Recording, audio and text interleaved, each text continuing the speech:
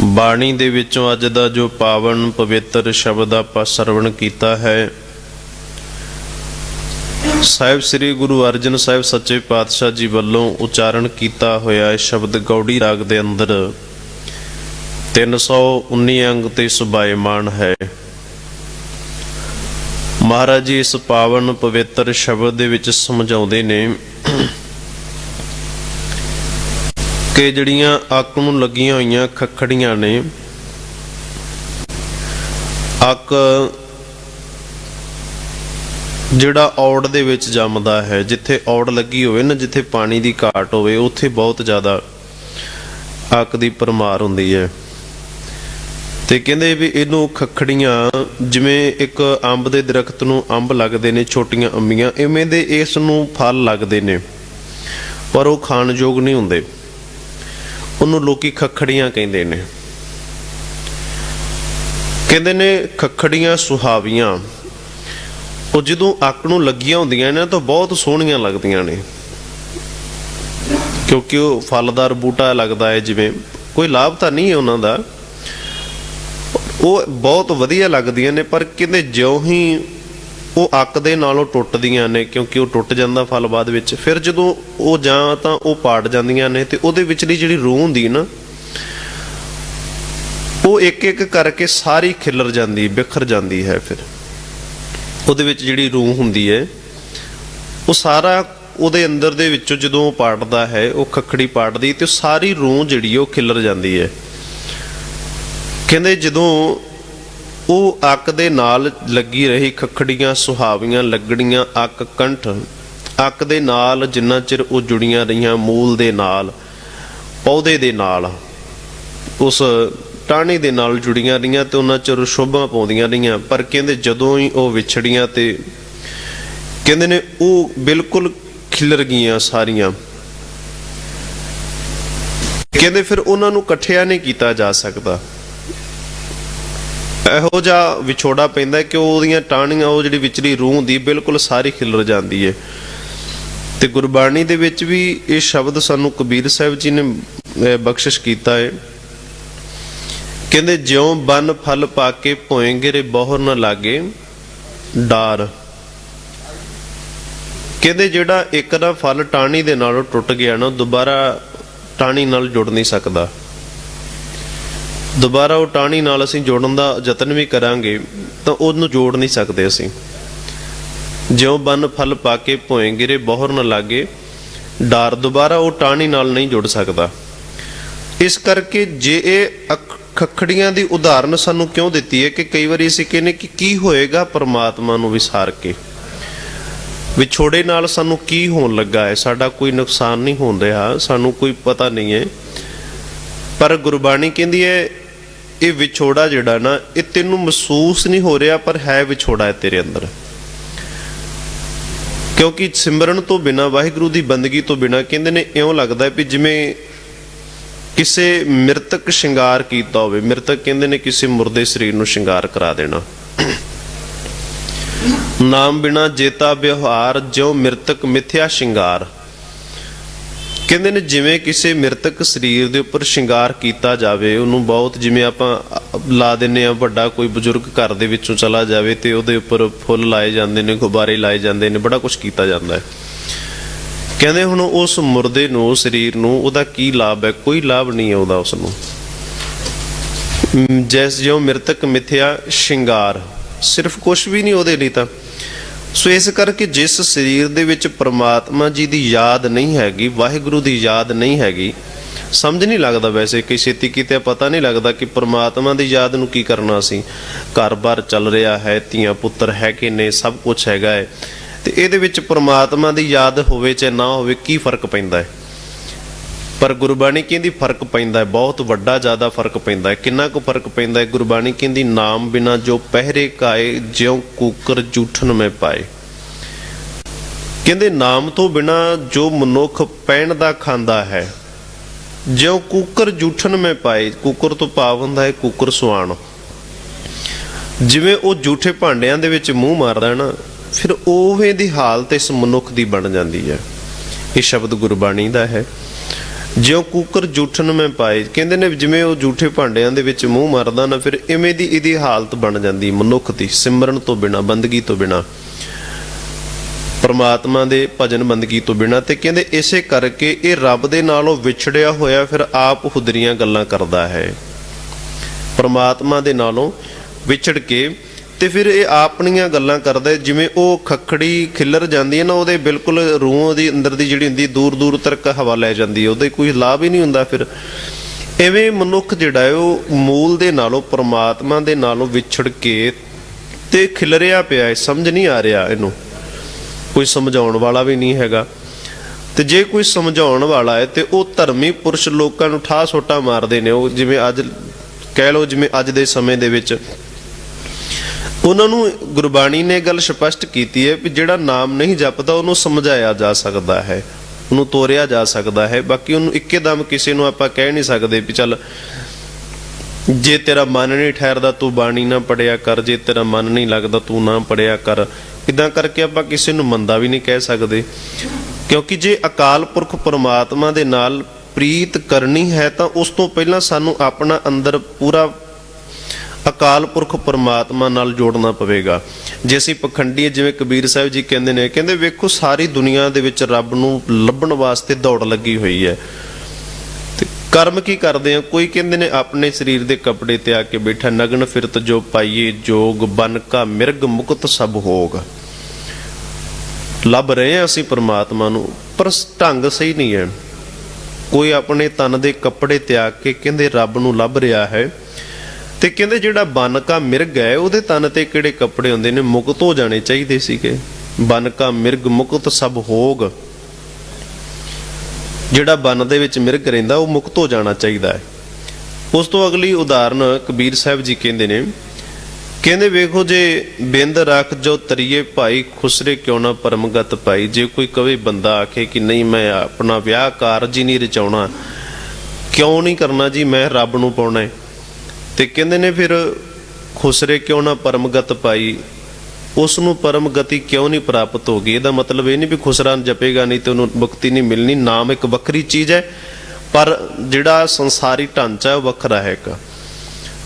ਤੇ ਕਹਿੰਦੇ ਨੇ ਮੁਕਤੀ ਕੌਣ ਨਹੀਂ ਕਰ ਸਕਦਾ? ਇਹ ਸਰੀਰ ਹੈ ਤੇ ਖੁਸਰਾ ਵੀ ਇੱਕ ਸਰੀਰ ਹੀ ਹੈ। ਬਾਕੀ ਉਹਨਾਂ ਨੇ ਇੱਕ ਦੱਸਿਆ ਕਿ ਉਹ ਸਰੀਰਕ ਦੇ ਉਹਦਾ ਜਿਹੜਾ ਸਰੀਰ ਹੈ ਉਹ ਵਿਆਹ ਯੋਗ ਨਹੀਂ ਹੈਗਾ। ਖੁਸਰੇ ਕਿਉਂ ਨਾ ਪਰਮਗਤ ਪਾਈ। ਤੇ ਇਵੇਂ ਕਰਕੇ ਕਹਿੰਦੇ ਨੇ ਹੁਣ ਸੰਸਾਰ ਦੇ ਵਿੱਚ ਲੋਕ ਜਿਹੜੇ ਨੇ ਨਾ ਉਹ ਕਰਮ ਕਰਦੇ ਨੇ, ਪਰਮਾਤਮਾ ਨੂੰ ਨਾਮ ਨਹੀਂ ਜਪਦੇ, ਅੰਦਰ ਆਤਮਿਕ ਤੌਰ ਤੇ ਬੰਦਗੀ ਨਹੀਂ ਕਰਦੇ, ਸਗੋਂ ਬਾਹਰੀ ਤੌਰ ਤੇ ਫੋਕੇ ਫੋਕੇ ਜਿਹੜੇ ਕਰਮ ਨੇ ਸੌਖੇ ਸੌਖੇ ਉਹ ਕਰਮਾਂ ਨੂੰ ਕਰੀ ਜਾਂਦੇ ਨੇ। ਉਹਨਾਂ ਕਰਮਾਂ ਨੂੰ ਗੁਰਬਾਣੀ ਕਹਿੰਦੀ ਪੰਡਿਆ ਕਵਨ ਕੁਮਤ ਤੈਂ ਲਾਗੇ, ਬੂਡੂਗੇ ਪਰਵਾਰ ਸਕਲ ਸਿਓ ਰਾਮ ਨਾ ਜਪੋ ਅਪਾਗੇ। ਪੰਡਿਆ ਕਿਹਾ ਗਿਆ ਹੈ ਪੰਡਤ ਜੀ ਨੂੰ, ਗਿਆਨੀਆਂ ਨੂੰ। ਕਈ ਵਾਰੀ ਅਸੀਂ ਕਹਿੰਦੇ ਆ ਗੁਰਬਾਣੀ ਦੇ ਵਿੱਚ ਬਾਬਾ ਫਰੀਦ ਜੀ ਕਹਿੰਦੇ ਨੇ, ਫਰੀਦਾ ਬੇਨਿਵਾਜਾ ਕੁੱਤਿਆ ਇਹ ਨਾ ਭਲੀ ਰੀਤ, ਕਬਹੂ ਚੱਲਣਾ ਆਇਆ ਪੰਜੇ ਵਕਤ ਮਸੀਤ। ਇੱਕ ਮੁਸਲਮਾਨਾਂ ਨੂੰ ਆਖਿਆ ਗਿਆ ਹੈ, ਇਹ ਸਿੱਖਾਂ ਦੇ ਵਿੱਚ ਵੀ ਹੈ। ਜੇ ਤੂੰ ਸਮੇਂ ਅਨੁਸਾਰ ਨਹੀਂ ਜਾਪਦਾ ਨਾਮ, ਬੰਦਗੀ ਨਹੀਂ ਕਰਦਾ, ਸਮਾਂ ਲੰਘਾ ਕੇ ਬੰਦਗੀ ਕੀਤੀ, ਬਾਅਦ ਵਿੱਚ ਕੋਈ ਗੱਲ ਨਹੀਂ ਸਮਾਂ ਕੱਢ ਦਿੱਤਾ, ਕਬਹੂ ਚੱਲਣਾ ਬੇਨਿਵਾਜਾ। ਬੇਨਿਵਾਜਾ ਤੋਂ ਭਾਵ ਕੀ ਹੁੰਦਾ ਹੈ? ਬਿਨਾਂ ਨਮਾਜ਼ ਤੋਂ।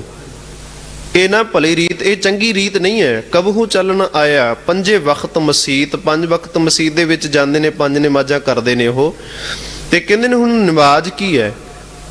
ਨਮਾਜ਼ ਪੜ੍ਹਨੀ ਇੱਕ ਨਿਯਮ ਹੈ। ਤੇ ਨਿਯਮ ਕੀ ਹੈ? ਨਿਯਮ ਨਿਤਨੇਮ ਹੈ। ਅਸੀਂ ਕਹਿੰਦੇ ਵੀ ਨਹੀਂ, ਉਹਨਾਂ ਤੇ ਨਮਾਜ਼ ਦੀ ਗੱਲ ਕੀਤੀ ਹੈ। ਤੇ ਨਮਾਜ਼ ਕੀ ਹੈ? ਨਮਾਜ਼ ਇੱਕ ਉਹਨਾਂ ਦਾ ਨਿਯਮ ਹੈ। ਤੇ ਨਿਯਮ ਤੋਂ ਸਾਡੇ ਸਿੱਖਾਂ ਦੇ ਵਿੱਚ ਵੀ ਨਿਯਮ ਕੀ ਹੈ? ਨਿਤਨੇਮ। ਨਿਯਮ ਤੇ ਨਿਤ ਦਾ ਨੇਮ ਕੀ ਮਤਲਬ? ਦੋਵੇਂ ਇਕੱਠੇ ਹੀ ਹੈ ਨਾ। ਨਿਯਮਾਵਲੀ ਜੋ ਉਹਨਾਂ ਨੇ ਉਹਨਾਂ ਦੇ ਧਰਮ ਦੇ ਵਿੱਚ ਹੈਗੀ ਹੈ, ਉਹਨਾਂ ਨੇ ਬੰਦੀ ਹੈ। ਤੇ ਸਿੱਖਾਂ ਦੇ ਵਿੱਚ ਕੀ ਹੈ? ਸਿੱਖਾਂ ਦੇ ਵਿੱਚ ਨਿਤਨੇਮ ਹੈ। ਤੇ ਜੇ ਮਨੁੱਖ ਬੰਦੇ ਕੋਲ, ਸਿੱਖ ਦੇ ਕੋਲ ਨਿਤਨੇਮ ਨਹੀਂ ਹੈਗਾ ਤੇ ਉਹ ਵੀ ਬੇਨਿਵਾਜ਼ ਵਾਂਗੂ, ਉਹ ਵੀ ਬੇਨਿਤਨੇਮਾ ਹੈ। ਵੀ ਇਹ ਥੋੜਾ ਆਖਾਂਗੇ ਪੰਡਿਆ ਪੰਡਤ ਜੀ ਦਾ ਨਾਮ ਆਇਆ ਜੀ, ਇਹ ਤਾਂ ਪੰਡਤਾਂ ਵਾਸਤੇ ਹੈ। ਇਹ ਉਹ ਹਰ ਮਨੁੱਖ ਵਾਸਤੇ ਹੈ ਜਿਹੜਾ ਧਾਰਮਿਕ ਕਰਮ ਕਰਦਾ। ਜਿਹਨੇ ਕੀਤਾ ਹੀ ਕੋਈ ਨਹੀਂ ਉਹਨੂੰ ਵੀ ਆਵਾਜ਼ਾਂ ਮਾਰਦੇ ਵੈਸੇ ਮਹਾਰਾਜ, ਪਰ ਜਿਹੜੇ ਧਾਰਮਿਕ ਕਰਮ ਕਰਦੇ ਹੋਏ ਵੀ ਵਿਕਾਰੀ ਹੋ ਚੁੱਕੇ ਨੇ। ਮਹਾਰਾਜ ਉਹਨਾਂ ਨੂੰ ਕਹਿੰਦੇ ਨੇ, ਪੰਡੀਆ ਕਵਨ ਕੁਮਤ ਭੈੜੀ ਮਤ ਲੱਗੇਗੇ, ਬੂਢੋਂਗੇ ਪਰਿਵਾਰ ਸਕਲ ਸਿਓ, ਰਾਮ ਨਾ ਜਪੋ ਅਪਾਗੇ। ਕਹਿੰਦੇ ਨੇ ਵੇਦ ਪੁਰਾਣ ਪੜ੍ਹੇ ਕਾ ਕਿਆ ਗੁਣ। ਵੇਦ ਪੁਰਾਣ ਤੁਸੀਂ ਪੜ੍ਹਦੇ ਹੋ, ਪਰ ਜੇ ਅੰਦਰੋਂ ਈਰਖਾ ਦਵੈਸ਼ ਭਾਵਨਾ ਲਾਲਚ ਲੋਭ ਹੀ ਨਹੀਂ ਗਿਆ, ਕਿਆ ਗੁਣ ਖਰ ਚੰਦਨ ਜਸ ਭਾਰਾ। ਖਰ ਦਾ ਅਰਥ ਹੁੰਦਾ ਹੈ ਖੋਤਾ। ਕਹਿੰਦੇ ਜਿਵੇਂ ਕਿਸੇ ਗਧੇ ਦੇ ਉੱਪਰ ਬਹੁਤ ਜ਼ਿਆਦਾ ਭਾਰ ਲੱਦ ਦਿੱਤਾ ਜਾਵੇ, ਚੰਦਨ ਲੱਦ ਦਿੱਤਾ ਜਾਵੇ, ਖਰ ਚੰਦਨ ਜਸ ਭਾਰਾ। ਕਹਿੰਦੇ ਨੇ ਹੁਣ ਉਸ ਗਧੇ ਨੂੰ ਪੁੱਛਿਆ ਜਾਵੇ ਵੀ ਤੇਰੇ ਉੱਤੇ ਚੰਦਨ ਦੀ ਲੱਕੜੀ ਲੱਦੀ ਹੈ, ਤੂੰ ਤਾਂ ਬੜਾ ਸ਼ਾਹੂਕਾਰ ਹੈ, ਉਹਨੂੰ ਇਸ ਨਾਲ ਕੋਈ ਮਤਲਬ ਨਹੀਂ ਹੈ, ਉਹਨੂੰ ਸਿਰਫ ਭਾਰ ਨਾਲ ਮਤਲਬ ਹੈ ਵੀ ਮੇਰੇ ਤੇ ਭਾਰ ਲੱਦਿਆ ਹੋਇਆ ਹੈ। ਖਰ ਚੰਦਨ ਜਸ ਭਾਰਾ। ਕਹਿੰਦੇ ਨੇ ਉਸ ਗਧੇ ਨੂੰ ਪੁੱਛਿਆ ਗਿਆ ਵੀ ਤੈਨੂੰ ਬੜੀ ਕੀਮਤ, ਤੇਰੇ ਉੱਤੇ ਚੰਦਨ ਦੀ ਲੱਕੜ ਦੇ ਗਈ ਹੈ, ਤੇਰੇ ਤੇ ਕੋਲ ਖੁਸ਼ਬੂਆਂ ਬੜੀਆਂ ਆਉਂਦੀਆਂ, ਤੇਰੀ ਕੀਮਤ ਵੱਧ ਗਈ ਜ਼ਿਆਦਾ, ਤੇ ਉਹਦੇ ਲਈ ਉਹ ਸਿਰਫ ਭਾਰ ਹੈ, ਉਹ ਕੀਮਤ ਉਹਦੇ ਲਈ ਕੋਈ ਮਾਇਨੇ ਨਹੀਂ ਰੱਖਦੀ। ਇਵੇਂ ਕਰਕੇ ਜੋ ਲੋਕ ਧਾਰਮਿਕ ਕਰਮ ਕਰਦੇ ਹੋਏ ਪਖੰਡ ਕਰਦੇ ਨੇ, ਉਹ ਵੀ ਕਹਿੰਦੇ ਨੇ ਉਹਨਾਂ ਦੀ ਹਾਲਤ ਵੀ ਉਸ ਦੇ ਵਰਗੀ। ਉਹਨਾਂ ਨੇ ਇਹਨਾਂ ਧਾਰਮਿਕ ਕਰਮਾਂ ਨੂੰ ਵੀ ਭਾਰ ਬਣਾ ਲਿਆ ਹੈ, ਭਾਰ, ਕਿ ਸਾਡੇ ਉੱਤੇ ਭਾਰ ਹੀ ਲੱਦਿਆ ਹੋਇਆ, ਵਿੱਚੋਂ ਲੱਭਦਾ ਕੁਛ ਵੀ ਨਹੀਂ ਹੈ, ਲੱਭ ਕੁਛ ਵੀ ਨਹੀਂ ਰਿਹਾ, ਮਿਲ ਤਾਂ ਕੁਛ ਰਿਹਾ ਨਹੀਂ ਹੈ। ਰਾਮ ਨਾਮ ਕੀ ਗਤ ਨਹੀਂ ਜਾਣੀ। ਫਿਰ ਕਬੀਰ ਸਾਹਿਬ ਜੀ ਕਹਿੰਦੇ ਰਾਮ ਤੇ ਰੱਬ ਦੇ ਨਾਮ ਦੀ ਗਤ ਤਾਂ ਜਾਣੀ ਨਹੀਂ, ਪਿਓ ਕਹਿਣਾ ਕੀ ਚਾਹੁੰਦਾ ਹੈ, ਰੱਬ ਦਾ ਨਾਮ ਕਰਾਉਣਾ ਕੀ ਚਾਹੁੰਦਾ ਹੈ। ਕੈਸੇ ਉਤਰ ਸਪਾਰਾ, ਕਿਵੇਂ ਤੂੰ ਪਾਰ ਉਤਰੇਗਾ, ਕਿਵੇਂ ਤੂੰ ਪਾਰ ਉਤਰੇਗਾ। ਨਾਮ ਦੀ ਗੱਲ ਮੰਨੀ ਨਹੀਂ ਹੈ, ਗੁਰਬਾਣੀ ਦੀ ਗੱਲ ਮੰਨੀ ਨਹੀਂ, ਕਿਵੇਂ ਪਾਰ ਉਤਰੇਗਾ। ਧੰਨ ਗੁਰੂ ਤੇਗ ਬਹਾਦਰ ਸਾਹਿਬ ਸੱਚੇ ਪਾਤਸ਼ਾਹ ਜੀ ਜਦੋਂ ਪਿੰਡ ਬਕਾਲੇ ਤੋਂ ਸ੍ਰੀ ਅੰਮ੍ਰਿਤਸਰ ਸਾਹਿਬ ਦੀ ਧਰਤੀ ਤੇ ਆਏ ਸੀ ਨਾ, ਤੇ ਉਸ ਸਮੇਂ ਦੇ ਵਿੱਚ ਸ੍ਰੀ ਅੰਮ੍ਰਿਤਸਰ ਸਾਹਿਬ ਦੀ ਧਰਤੀ ਦੇ ਉੱਪਰ, ਕਿਉਂਕਿ ਕਈ ਵਾਰੀ ਮਨੁੱਖ ਸੋਚ ਲੈਂਦਾ ਵੀ ਸ਼ਾਇਦ ਇਮਾਰਤ ਦੇ ਵਿੱਚ ਹੀ ਸਾਰਾ ਕੁਝ ਹੈ, ਠੀਕ ਹੈ, ਸਾਡਾ ਧਾਰਮਿਕ ਜਿਹੜਾ ਅਸਥਾਨ ਹੈ ਉਹ ਹੁੰਦਾ ਹੈ, ਪਰ ਸੰਬੰਧ ਸਾਡਾ ਗੁਰੂ ਦੇ ਨਾਲ ਹੈ, ਗ੍ਰੰਥ ਦੇ ਨਾਲ ਹੈ। ਜਿੱਥੇ ਗੁਰਬਾਣੀ ਕਹਿੰਦੀ ਜਿੱਥੇ ਜਾਏ ਬਹਿ ਮੇਰਾ ਸਤਿਗੁਰੂ ਸੋ ਥਾਨ ਸੁਹਾਵਾ ਰਾਮ ਰਾਜੇ। ਜਿੱਥੇ ਗੁਰੂ ਗ੍ਰੰਥ ਸਾਹਿਬ ਜੀ ਰੱਖੇ ਹੋਣ, ਉਹ ਭਾਵੇਂ ਕਿਹੋ ਦਾ ਵੀ ਸਥਾਨ ਹੋਵੇ, ਉਹ ਸਥਾਨ ਸ਼ੋਭਾ ਵਾਲਾ ਹੈ। ਸੋ ਥਾਨ ਸੁਹਾਵਾ ਰਾਮ ਰਾਜੇ, ਉਹ ਤਾਂ ਪਵਿੱਤਰ ਸਥਾਨ ਹੈ। ਜਿੱਥੇ ਵੀ ਗੁਰੂ ਗ੍ਰੰਥ ਸਾਹਿਬ ਜੀ ਦਾ ਟਿਕਾਣਾ ਹੋ ਜਾਵੇ, ਤੇ ਟਿਕਾਣੇ ਤੋਂ ਭਾਵ ਹੁੰਦਾ ਵੀ ਜਿੱਥੇ ਵੀ ਕੋਈ ਗੁਣਾ ਵਾਲਾ ਬੰਦਾ ਬੈਠਾ ਹੋਵੇ ਨਾ, ਉਹ ਵੀ ਸ਼ੋਭਾ ਵਾਲਾ ਥਾਮ ਹੈ। ਤੇ ਗੁਰੂ ਗ੍ਰੰਥ ਸਾਹਿਬ ਜੀ ਦੀ ਬਾਣੀ ਜਿਹੜੀ ਉਹ ਸਾਨੂੰ ਗੁਣ ਸਿਖਾਉਂਦੀ ਹੈ, ਔਗਣ ਨਹੀਂ ਸਿਖਾਉਂਦੀ। ਇਸ ਕਰਕੇ ਜਿੱਥੇ ਵੀ ਜਾਣਗੇ ਗੁਰੂ ਗ੍ਰੰਥ ਸਾਹਿਬ ਜੀ, ਉੱਥੇ ਉਹਨਾਂ ਨੇ ਆਪਣੀ ਸਿੱਖਿਆ ਦੇਣੀ ਹੈ, ਗੁਣ ਖਿਲਾਰਨੇ ਨੇ, ਤੇ ਉਹ ਗੁਣਾਂ ਦੇ ਨਾਲ ਉਹ ਥਾਂ ਸ਼ੋਭਾ ਪਾਉਣ ਲੱਗ ਪਏਗਾ। ਉਸ ਥਾਂ ਦੀ ਪਵਿੱਤਰਤਾ ਹੋਏਗੀ, ਉਹ ਥਾਂ ਬੜਾ ਸ਼ੋਭਨੀਕ ਹੋਏਗਾ, ਚੰਗਾ ਲੱਗਣ ਲੱਗ ਜਾਂਦਾ ਹੈ। ਸੋ ਥਾਨ ਸੁਹਾਵਾ ਰਾਮ ਰਾਜੇ। ਇਸੇ ਕਰਕੇ ਗੁਰਬਾਣੀ ਦੇ ਵਿੱਚ ਸਾਨੂੰ ਬਾਰ-ਬਾਰ ਸਮਝਾਇਆ ਗਿਆ ਕਿ ਜਦੋਂ ਮਨੁੱਖ ਪਰਮਾਤਮਾ ਦੇ ਨਾਲੋਂ ਵਿਛੜਦਾ ਹੈ, ਪੰਡੀਆ ਕਮਨ ਕੁਮਤ ਲਾਗੇ। ਤੇ ਗੁਰੂ ਸਾਹਿਬ ਜੀ, ਗੁਰੂ ਤੇਗ ਬਹਾਦਰ ਸਾਹਿਬ ਜੀ ਮੱਖਣ ਸ਼ਾਹ ਲੁਬਾਣੇ ਜੀ ਦੇ ਨਾਲ ਅੰਮ੍ਰਿਤਸਰ ਸਾਹਿਬ ਦੀ ਧਰਤੀ ਦੇ ਉੱਪਰ ਆਏ ਨਾ ਜਦੋਂ, ਤੇ ਉਥੋਂ ਜਿਹੜੇ ਅੰਮ੍ਰਿਤਸਰ ਸਾਹਿਬ ਦੀ ਧਰਤੀ ਦੇ ਉੱਪਰ ਰਹਿਣ ਵਾਲੇ ਜਿਹੜੇ ਮਸੰਦ ਸੀਗੇ, ਇਹਨਾਂ ਨੇ ਨਾ ਗੁਰੂ ਤੇਗ ਬਹਾਦਰ ਸਾਹਿਬ ਜੀ ਨੂੰ ਮੱਥਾ ਨਹੀਂ ਟੇਕਣ ਦਿੱਤਾ। ਸ੍ਰੀ ਅੰਮ੍ਰਿਤਸਰ ਦਰਬਾਰ ਸਾਹਿਬ ਹਰਿਮੰਦਰ ਸਾਹਿਬ ਵਿਖੇ ਤਾਲੇ ਲਾ ਦਿੱਤੇ ਤੇ ਘਰਾਂ ਨੂੰ ਚਲੇ ਗਏ, ਘਰਾਂ ਨੂੰ ਭੱਜ ਗਏ। ਕਹਿੰਦੇ ਵੀ ਜੇ ਇੱਕ ਤਾਂ ਗੁਰੂ ਘਰ ਜਿਹੜਾ ਹੈ ਉਹ ਗੁਰੂ ਤੇਗ ਬਹਾਦਰ ਸਾਹਿਬ ਜੀ ਦਾ ਹੈ, ਕਿਉਂਕਿ ਗੁਰਦੁਆਰਾ ਗੁਰੂ ਦਾ ਹੀ ਹੈ ਨਾ, ਕਿਸੇ ਮਨੁੱਖ ਦਾ ਥੋੜੀ ਹੈ। ਕਿੰਨਾ ਵੀ ਕੋਈ ਆਪਣਾ ਅਧਿਕਾਰ ਕਰੀ ਜਾਵੇ, ਹਾਂ ਆਖਰਕਾਰ ਗੱਲ ਗੁਰੂ ਤੇ ਆਣ ਕੇ ਮੁੱਕਣੀ ਹੈ। ਜਿਵੇਂ ਅੱਜ ਦੇ ਸਮੇਂ ਦੇ ਵਿੱਚ ਵੀ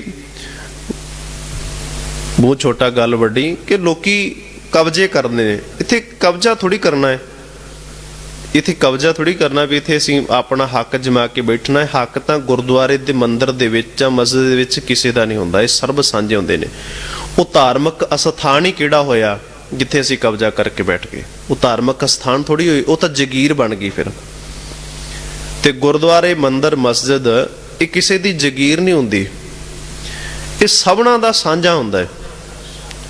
ਤੇ ਜੇ ਕੋਈ ਜਗੀਰ ਬਣਾ ਕੇ ਕਵੇ ਕਿ ਮੇਰੀ ਇਹ ਸਾਡਾ ਹੁੰਦਾ ਹੈ ਸਾਰਾ, ਜਿਵੇਂ ਆਪਾਂ ਕਹਿ ਦਿੰਦੇ ਵੀ ਇਹ ਸਿਰਫ ਸ਼ਬਦਾਂ ਦਾ ਹੇਰ ਫੇਰ ਹੈ, ਗੱਲ ਕੋਈ ਵੀ ਨਹੀਂ ਹੈ। ਹੈ ਇਮਾਰਤ ਕੀ ਮੰਦਿਰ ਇਮਾਰਤ ਨਹੀਂ ਹੁੰਦੀ, ਮਸਜਿਦ ਇਮਾਰਤ ਨਹੀਂ ਹੁੰਦੀ, ਇੱਟਾਂ ਦਾ ਉਹ ਬਣਿਆ ਹੁੰਦਾ, ਇੱਟਾਂ ਦਾ ਮੰਦਿਰ ਬਣਿਆ ਹੁੰਦਾ, ਇੱਟਾਂ ਦਾ ਗੁਰਦੁਆਰਾ ਬਣਿਆ ਹੁੰਦਾ। ਸਿਰਫ ਅੱਖਰਾਂ ਦਾ ਫਰਕ ਪਾ ਦਿੱਤਾ। ਇੱਕ ਨੂੰ ਕਹਿ ਦਿੱਤਾ ਗੁਰਦੁਆਰਾ, ਇੱਕ ਨੂੰ ਕਹਿ ਦਿੱਤਾ ਮਸੀਤ, ਇੱਕ ਨੂੰ ਕਹਿ ਦਿੱਤਾ ਮੰਦਰ। ਪਰ ਜਪਿਆ ਤਾਂ ਰੱਬ ਦਾ ਨਾਮ ਹੀ ਜਾਣਾ ਹੈ। ਜਪੀ ਤੇ ਬੰਦਗੀ ਕਰੀ ਤੇ ਭਗਤੀ ਜਾਣੀ ਹੈ ਨਾ, ਸਿਮਰਨ ਹੀ ਕਰਿਆ ਜਾਣਾ ਹੈ ਨਾ। ਹਾਂ, ਇੰਨਾ ਫਰਕ ਹੈ ਵੀ ਕਿਤੇ ਕਿਸ ਸਥਾਨ ਤੇ ਪਖੰਡ ਹੁੰਦਾ ਹੈ, ਕਈ ਸਥਾਨਾਂ ਤੇ ਪਖੰਡ ਹੁੰਦਾ ਹੈ, ਪਰ ਗੁਰੂ ਸਾਹਿਬ ਜੀ ਦੇ ਘਰ ਦੇ ਵਿੱਚ ਪਖੰਡ ਨਾਮ ਦੀ ਕੋਈ ਚੀਜ਼ ਨਹੀਂ ਹੈ। ਜੇ ਕੋਈ ਕਰਦਾ ਪਖੰਡ ਤਾਂ ਉਹਦੇ ਬਾਹਰ ਬੈਠੇ ਹੋਏ ਪੁਜਾਰੀ ਜਿਹੜੇ ਨੇ, ਉਹਨੂੰ ਪੂਜਣ ਵਾਲੇ, ਉਹ ਤਾਂ ਪਖੰਡੀ ਹੋ ਸਕਦੇ ਨੇ, ਪਰ ਗੁਰੂ ਗ੍ਰੰਥ ਸਾਹਿਬ ਜੀ ਦੀ ਬਾਣੀ ਜਿਹੜੀ ਉਹ ਪਖੰਡ ਨਹੀਂ ਕਰਨ ਦਿੰਦੀ ਸਾਨੂੰ। ਜਿਹੜੇ ਲੋਕ ਹੋਣਗੇ ਨਾ ਬਾਹਰ ਤੌਰ ਤੇ, ਉਹ ਧੂਪਾਂ ਬਾਲੀ ਜਾਣਗੇ, ਉਹ ਭਾਵੇਂ ਬਾਹਰੀ ਤੌਰ ਤੇ ਪਖੰਡ ਕਰੀ ਜਾਣ, ਪਰ ਗੁਰੂ ਗ੍ਰੰਥ ਸਾਹਿਬ ਜੀ ਦੇ ਵਿੱਚ ਕੋਈ ਪਖੰਡ ਨਾਮ ਦੀ ਕੋਈ ਚੀਜ਼ ਨਹੀਂ ਹੈਗੀ। ਪਖੰਡ ਦਾ ਖੰਡਨ ਕੀਤਾ ਹੈ। ਤੇ ਗੁਰੂ ਤੇਗ ਬਹਾਦਰ ਸਾਹਿਬ ਸੱਚੇ ਪਾਤਸ਼ਾਹ ਜੀਆਂ ਨੂੰ ਇਹਨਾਂ ਨੇ ਮੱਥਾ ਨਾ ਟੇਕਣ ਦਿੱਤਾ। ਤੇ ਗੁਰੂ ਸਾਹਿਬ ਜੀ ਇੱਥੋਂ ਪਿੰਡ ਵੱਲੇ ਚਲੇ ਜਾਂਦੇ ਨੇ। ਫਿਰ ਜਦੋਂ ਸਵੇਰ ਹੋਈ ਤੇ ਮਾਈਆਂ ਨੂੰ ਪਤਾ ਲੱਗਾ, ਉੱਥੋਂ ਦੀਆਂ ਬੀਬੀਆਂ ਨੂੰ ਪਤਾ ਲੱਗਾ ਵੀ ਗੁਰੂ ਤੇਗ ਬਹਾਦਰ ਸਾਹਿਬ ਸੱਚੇ ਪਾਤਸ਼ਾਹ ਜੀ ਪਹੁੰਚੇ ਸਨ। ਉਹਨਾਂ ਨੂੰ ਇੱਥੇ ਅੰਦਰ ਨਹੀਂ ਬਣ ਦਿੱਤਾ ਤੇ ਜਾ ਕੇ ਮਹਾਰਾਜ ਦੇ ਚਰਨਾਂ ਦੇ ਵਿੱਚ ਅਰਦਾਸ ਕੀਤੀ, ਬੇਨਤੀ ਕੀਤੀ ਕਿ ਸਤਿਗੁਰੂ ਜੀਓ, ਸਾਡੇ ਤੋਂ ਭੁੱਲ ਹੋਈ ਹੈ, ਜੋ ਸਾਡੇ ਤੋਂ ਗਲਤੀ ਹੋਈ ਉਹਨੂੰ ਮਾਫ ਕਰ ਦਿੱਤਾ ਜਾਵੇ। ਤੇ ਗੁਰੂ ਤੇਗ ਬਹਾਦਰ ਸਾਹਿਬ ਸੱਚੇ ਪਾਤਸ਼ਾਹ ਜੀ ਨੇ ਕਿਹਾ ਸੀ ਕਿ ਨਾ ਮਸੰਦ ਇਹ ਅੰਬਰ ਸਰੀਏ, ਨਾ ਮਸੰਦ ਇਹ ਅੰਦਰ ਸੜੀਏ। ਕਹਿੰਦੇ ਨੇ ਇਹ ਮਸੰਦ ਨਹੀਂ ਹੋ ਸਕਦੇ। ਅੰਬਰ ਸਰੀਏ ਅੰਦਰ ਸੜੀਏ, ਇਹਨਾਂ ਦਾ ਅੰਦਰ ਤਾਂ ਸੜਿਆ ਪਿਆ, ਰਹਿੰਦੇ ਤਾਂ ਅੰਮ੍ਰਿਤਸਰ ਦੀ ਧਰਤੀ ਦੇ ਵਿੱਚ, ਤੇ ਪਰ ਇਹਨਾਂ ਦੇ ਅੰਦਰ ਜਿਹੜੇ ਨੇ ਉਹ ਸੜੇ ਪਏ ਨੇ, ਹਿਰਦੇ ਜਿਹੜੇ ਨੇ ਉਹ ਸੜੇ ਪਏ ਨੇ। ਇਹ ਜਿਹੜੀ ਰੱਬ ਦੀ ਪੂਜਾ ਕਰਨ ਵਾਲਾ ਬੰਦਾ ਹੈ, ਉਹਦਾ ਹਿਰਦਾ ਤਾਂ ਪਵਿੱਤਰ ਹੋਣਾ ਚਾਹੀਦਾ ਹੈ, ਉਹਦੇ ਹਿਰਦੇ ਦੇ ਵਿੱਚੋਂ ਈਰਖਾ ਖਤਮ ਹੋਣੀ ਚਾਹੀਦੀ। ਪਰ ਇਹ ਤਾਂ ਹਿਰਦੇ ਦੇ ਵਿੱਚ ਬੜੀ ਭੜਾਸ ਲੈ ਕੇ ਬੈਠੇ ਹੋਏ ਨੇ ਵੀ ਗੁਰੂ ਤੇਗ ਬਹਾਦਰ ਸਾਹਿਬ ਜੀ ਆ ਗਏ ਨੇ। ਤੇ ਉੱਥੇ ਗੁਰੂ ਤੇਗ ਬਹਾਦਰ ਸਾਹਿਬ ਸੱਚੇ ਪਾਤਸ਼ਾਹ ਜੀ ਨੇ ਇੱਕ ਬਚਨ ਆਖਿਆ ਸੀਗਾ।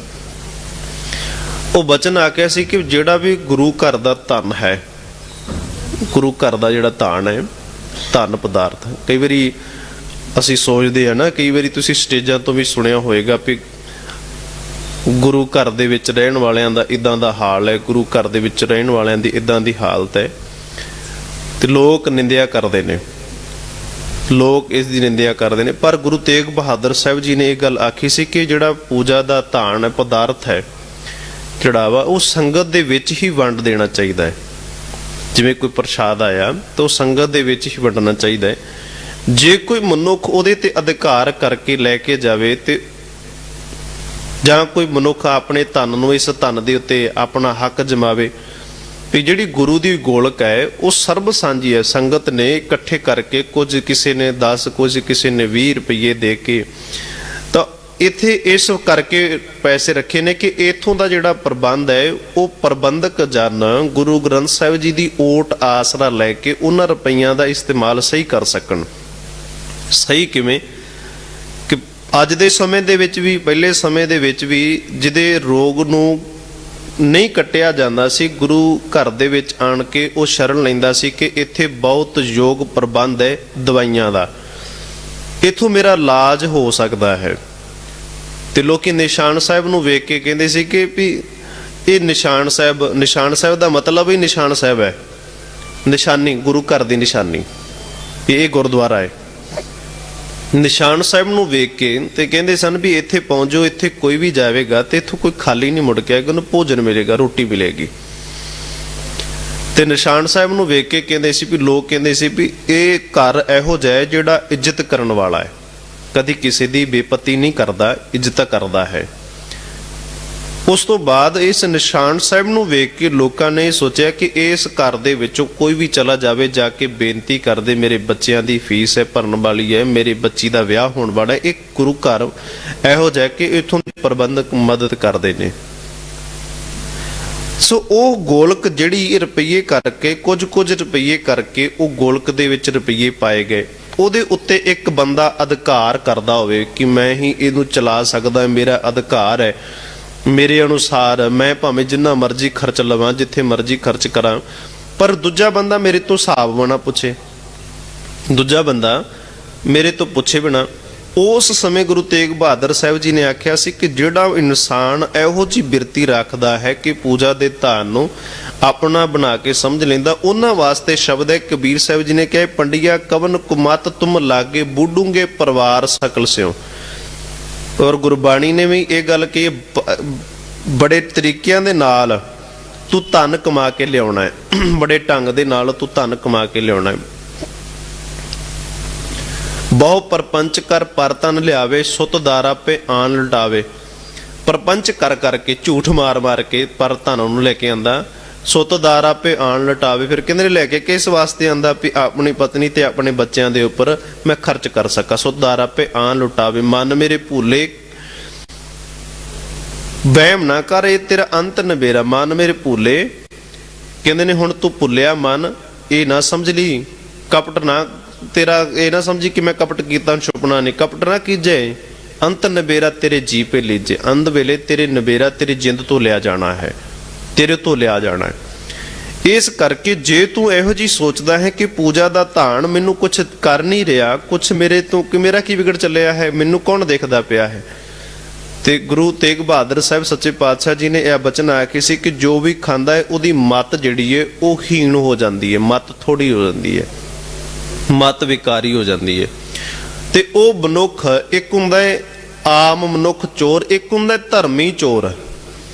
ਤੇ ਜਿਹੜਾ ਮਨੁੱਖ ਧਾਰਮਿਕ ਕਰਮ ਕਰਕੇ ਚੋਰ ਬਣ ਜਾਵੇ ਉਹਨੂੰ ਛਲੀ ਆਖਿਆ ਜਾਂਦਾ, ਕਪਟੀ ਆਖਿਆ ਜਾਂਦਾ ਹੈ। ਤੇ ਜਿਹੜਾ ਬੰਦਾ ਧਾਰਮਿਕ ਕਰਮ ਕਰਦਾ ਹੋਇਆ ਕਪਟੀ ਹੋ ਜਾਵੇ, ਉਹਦਾ ਕੋਈ ਵੀ ਥਾਂ ਟਿਕਾਣਾ ਨਹੀਂ ਹੁੰਦਾ, ਉਹਦਾ ਕੋਈ ਟਿਕਾਣਾ ਨਹੀਂ ਹੁੰਦਾ। ਤੇ ਗੁਰੂ ਤੇਗ ਬਹਾਦਰ ਸਾਹਿਬ ਜੀ ਨੂੰ ਫਿਰ ਬੀਬੀਆਂ ਨੇ ਹੱਥ ਜੋੜ ਕੇ ਆਖਿਆ ਕਿ ਗੁਰੂ ਮਹਾਰਾਜ ਜੀ ਸਾਡੇ ਤੋਂ ਜੋ ਹੋਈ ਭੁੱਲ ਹੈ ਉਹਨੂੰ ਬਖਸ਼ ਲਵੋ। ਤੇ ਆਪ ਜੀ ਅੰਮ੍ਰਿਤਸਰ ਸਾਹਿਬ ਦੀ ਧਰਤੀ ਦੇ ਵਿੱਚ ਜਾ ਕੇ ਚਰਨ ਪਾਓ। ਤੇ ਗੁਰੂ ਤੇਗ ਬਹਾਦਰ ਸਾਹਿਬ ਜੀ ਨੇ ਉੱਥੇ ਇੱਕ ਸ਼ਬਦ ਆਖਿਆ ਸੀ, ਮਾਈਆਂ ਗੁਰੂ ਰਜਾਈਆਂ, ਗੁਰੂ ਦੀ ਕਿਰਪਾ ਦੇ ਨਾਲ ਰਜ਼ਾ ਦੇ ਵਿੱਚ ਚੱਲਣ ਵਾਲੀਆਂ ਨੇ। ਗੁਰੂ ਰਜ਼ਾਈਆਂ, ਰਜ਼ਾ ਦੇ ਵਿੱਚ ਰਹਿਣਾ। ਰਜ਼ਾ ਦੇ ਵਿੱਚ ਰਹਿਣਾ ਬੜਾ ਔਖਾ ਹੈ। ਕਿੰਨਾ ਕੁ ਔਖਾ ਹੈ? ਗੁਰੂ ਅਰਜਨ ਸਾਹਿਬ ਸੱਚੇ ਪਾਤਸ਼ਾਹ ਜੀਆਂ ਦੇ ਸਮੇਂ ਪ੍ਰਿਥੀ ਚੰਦ ਉਹਨਾਂ ਦਾ ਵੱਡਾ ਭਰਾ ਹੈ। ਤੇ ਵੱਡਾ ਭਰਾ ਹੋਣ ਕਰਕੇ ਉਹ ਕਹਿੰਦਾ ਵੀ ਗੁਰਗੱਦੀ ਮੈਨੂੰ ਮਿਲਣੀ ਚਾਹੀਦੀ ਸੀ, ਇਹ ਮੇਰਾ ਅਧਿਕਾਰ ਹੈ, ਮੈਂ ਵੱਡਾ ਪੁੱਤਰ ਹਾਂ। ਤੇ ਗੁਰੂ ਸਾਹਿਬ ਜੀ ਨੇ, ਗੁਰੂ ਰਾਮਦਾਸ ਜੀ ਨੇ ਗੁਰਤਾ ਗੱਦੀ ਗੁਰੂ ਅਰਜਨ ਸਾਹਿਬ ਜੀਆਂ ਨੂੰ ਬਖਸ਼ਿਸ਼ ਕੀਤੀ ਬਾਬਾ ਬੁੱਢਾ ਜੀਆਂ ਦੇ ਰਾਹੀਂ। ਇਹਨੂੰ ਬੜਾ ਗੁੱਸਾ ਚੜਿਆ ਪ੍ਰਿਥੀ ਚੰਦ ਨੂੰ। ਇਹਨੇ ਕੀ ਕੀਤਾ, ਜਿਹੜੇ ਮਸੰਦ ਸੀਗੇ, ਕਿਉਂਕਿ ਜਿਹੜਾ ਪ੍ਰਬੰਧ ਸੀ ਨਾ ਹਰਮੰਦਰ ਸਾਹਿਬ ਜੀ ਦਾ, ਉਹ ਪ੍ਰਿਥੀ ਚੰਦ ਦੇ ਸੌਂਪ ਦਿੱਤਾ ਕਿ ਹਿਸਾਬ ਕਿਤਾਬ ਬੜਾ ਸੋਹਣਾ ਕਰ ਦਿੰਦਾ ਹੈ। ਪਰ ਉਹਨੂੰ ਹਿਸਾਬ ਕਿਤਾਬ ਕਰਦਿਆਂ ਮਾਇਆ ਗਿਣਦਿਆਂ ਮਾਇਆ ਦੇ ਨਾਲ ਹੀ ਮੋਹ ਹੋ ਗਿਆ ਤੇ ਗੁਰੂ ਦਾ ਉਹਨੇ ਪਰਲਾ ਛੱਡ ਦਿੱਤਾ ਪ੍ਰਿਥੀ ਚੰਦ ਨੇ। ਫਿਰ ਜਿਹੜੀ ਸੰਗਤ ਸੀ ਉਹਨਾਂ ਨੂੰ ਇਉਂ ਲੱਗਾ ਕਿ ਸਾਰਾ ਪ੍ਰਬੰਧ ਜਿਹੜਾ ਪ੍ਰਿਥੀ ਚੰਦ ਚਲਾਉਂਦਾ ਸੀ ਪਹਿਲਾਂ।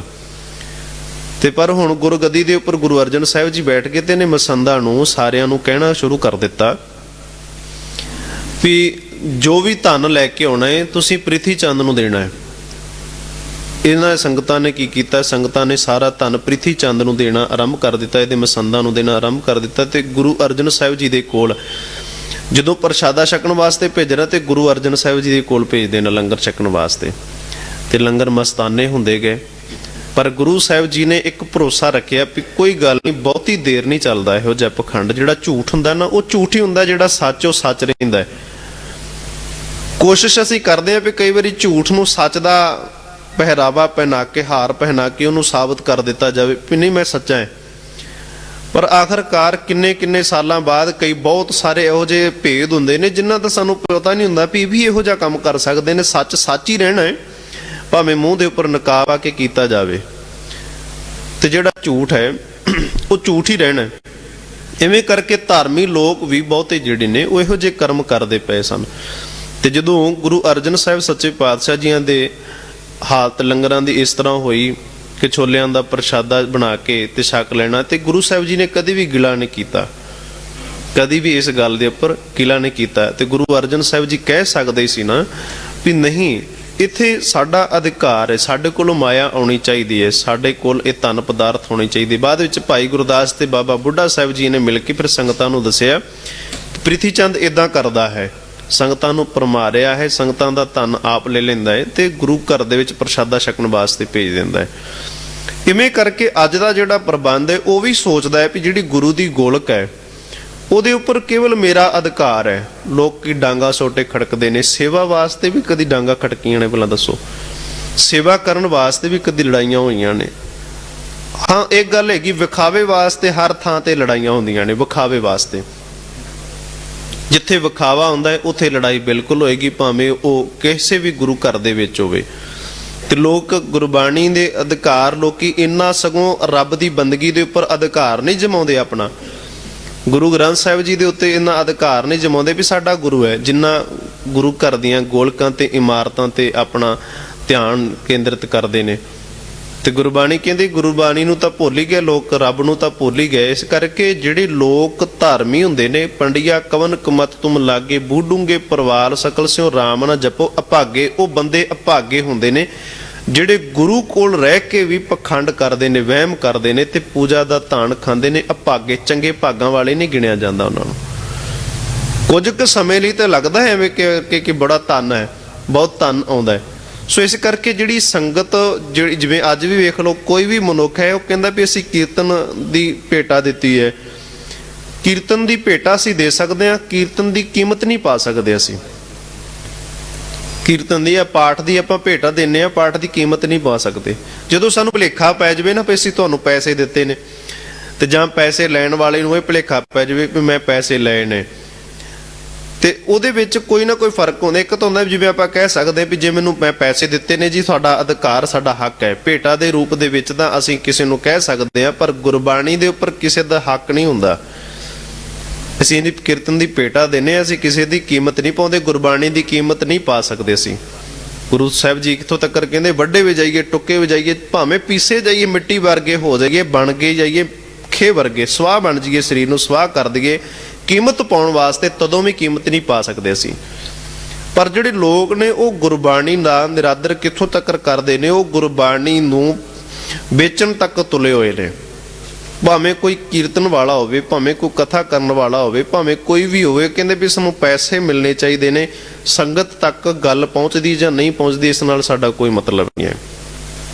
ਇਸ ਕਰਕੇ ਸਾਨੂੰ ਬਹੁਤ ਵਾਰੀ ਇਤਿਹਾਸ ਦੇ ਨਾਲੋਂ ਦੂਰ ਕੀਤਾ ਜਾਂਦਾ ਹੈ, ਗੁਰਬਾਣੀ ਦੇ ਨਾਲੋਂ ਦੂਰ ਕੀਤਾ ਜਾਂਦਾ ਹੈ। ਤੇ ਗੁਰਬਾਣੀ ਇਹ ਗੱਲ ਸਪਸ਼ਟ ਕਰਦੀ, ਕਹਿੰਦੇ ਨੇ ਵੀ ਜੇ ਸਿਮਰਨ ਨਹੀਂ ਹੈਗਾ ਨਾ, ਬੰਦਗੀ ਨਹੀਂ ਹੈਗੀ, ਵੇਦ ਸਿਮਰਤ ਵੇਦ ਪੁਰਾਣ ਪੁਕਾਰਨ ਪੋਥੀਆਂ, ਜਿਨ੍ਹਾਂ ਤੱਕ ਮਰਜ਼ੀ ਕਰਮ ਕਰੀ ਜਾ, ਵਿਖਾਵਾ ਕਰੀ ਜਾ, ਸਿਮਰਤੀਆਂ ਨੇ, ਵੇਦਾਂ ਨੇ ਗੱਲ ਤੈਨੂੰ ਪੁਕਾਰ ਕੇ ਆਖੀ ਕਿ ਨਾਮ ਬਿਨਾ ਸਭ ਕੂੜ ਗਾਲੀ ਹੋਛੀਆਂ। ਕਰੀ ਜਾ ਗੱਲਾਂ ਕਿੰਨੀਆਂ ਕਰੀ ਜਾਵੇਂਗਾ, ਗੱਲਾਂ ਹੋਛੀਆਂ ਨੇ ਨਾਮ ਤੋਂ ਬਿਨਾ।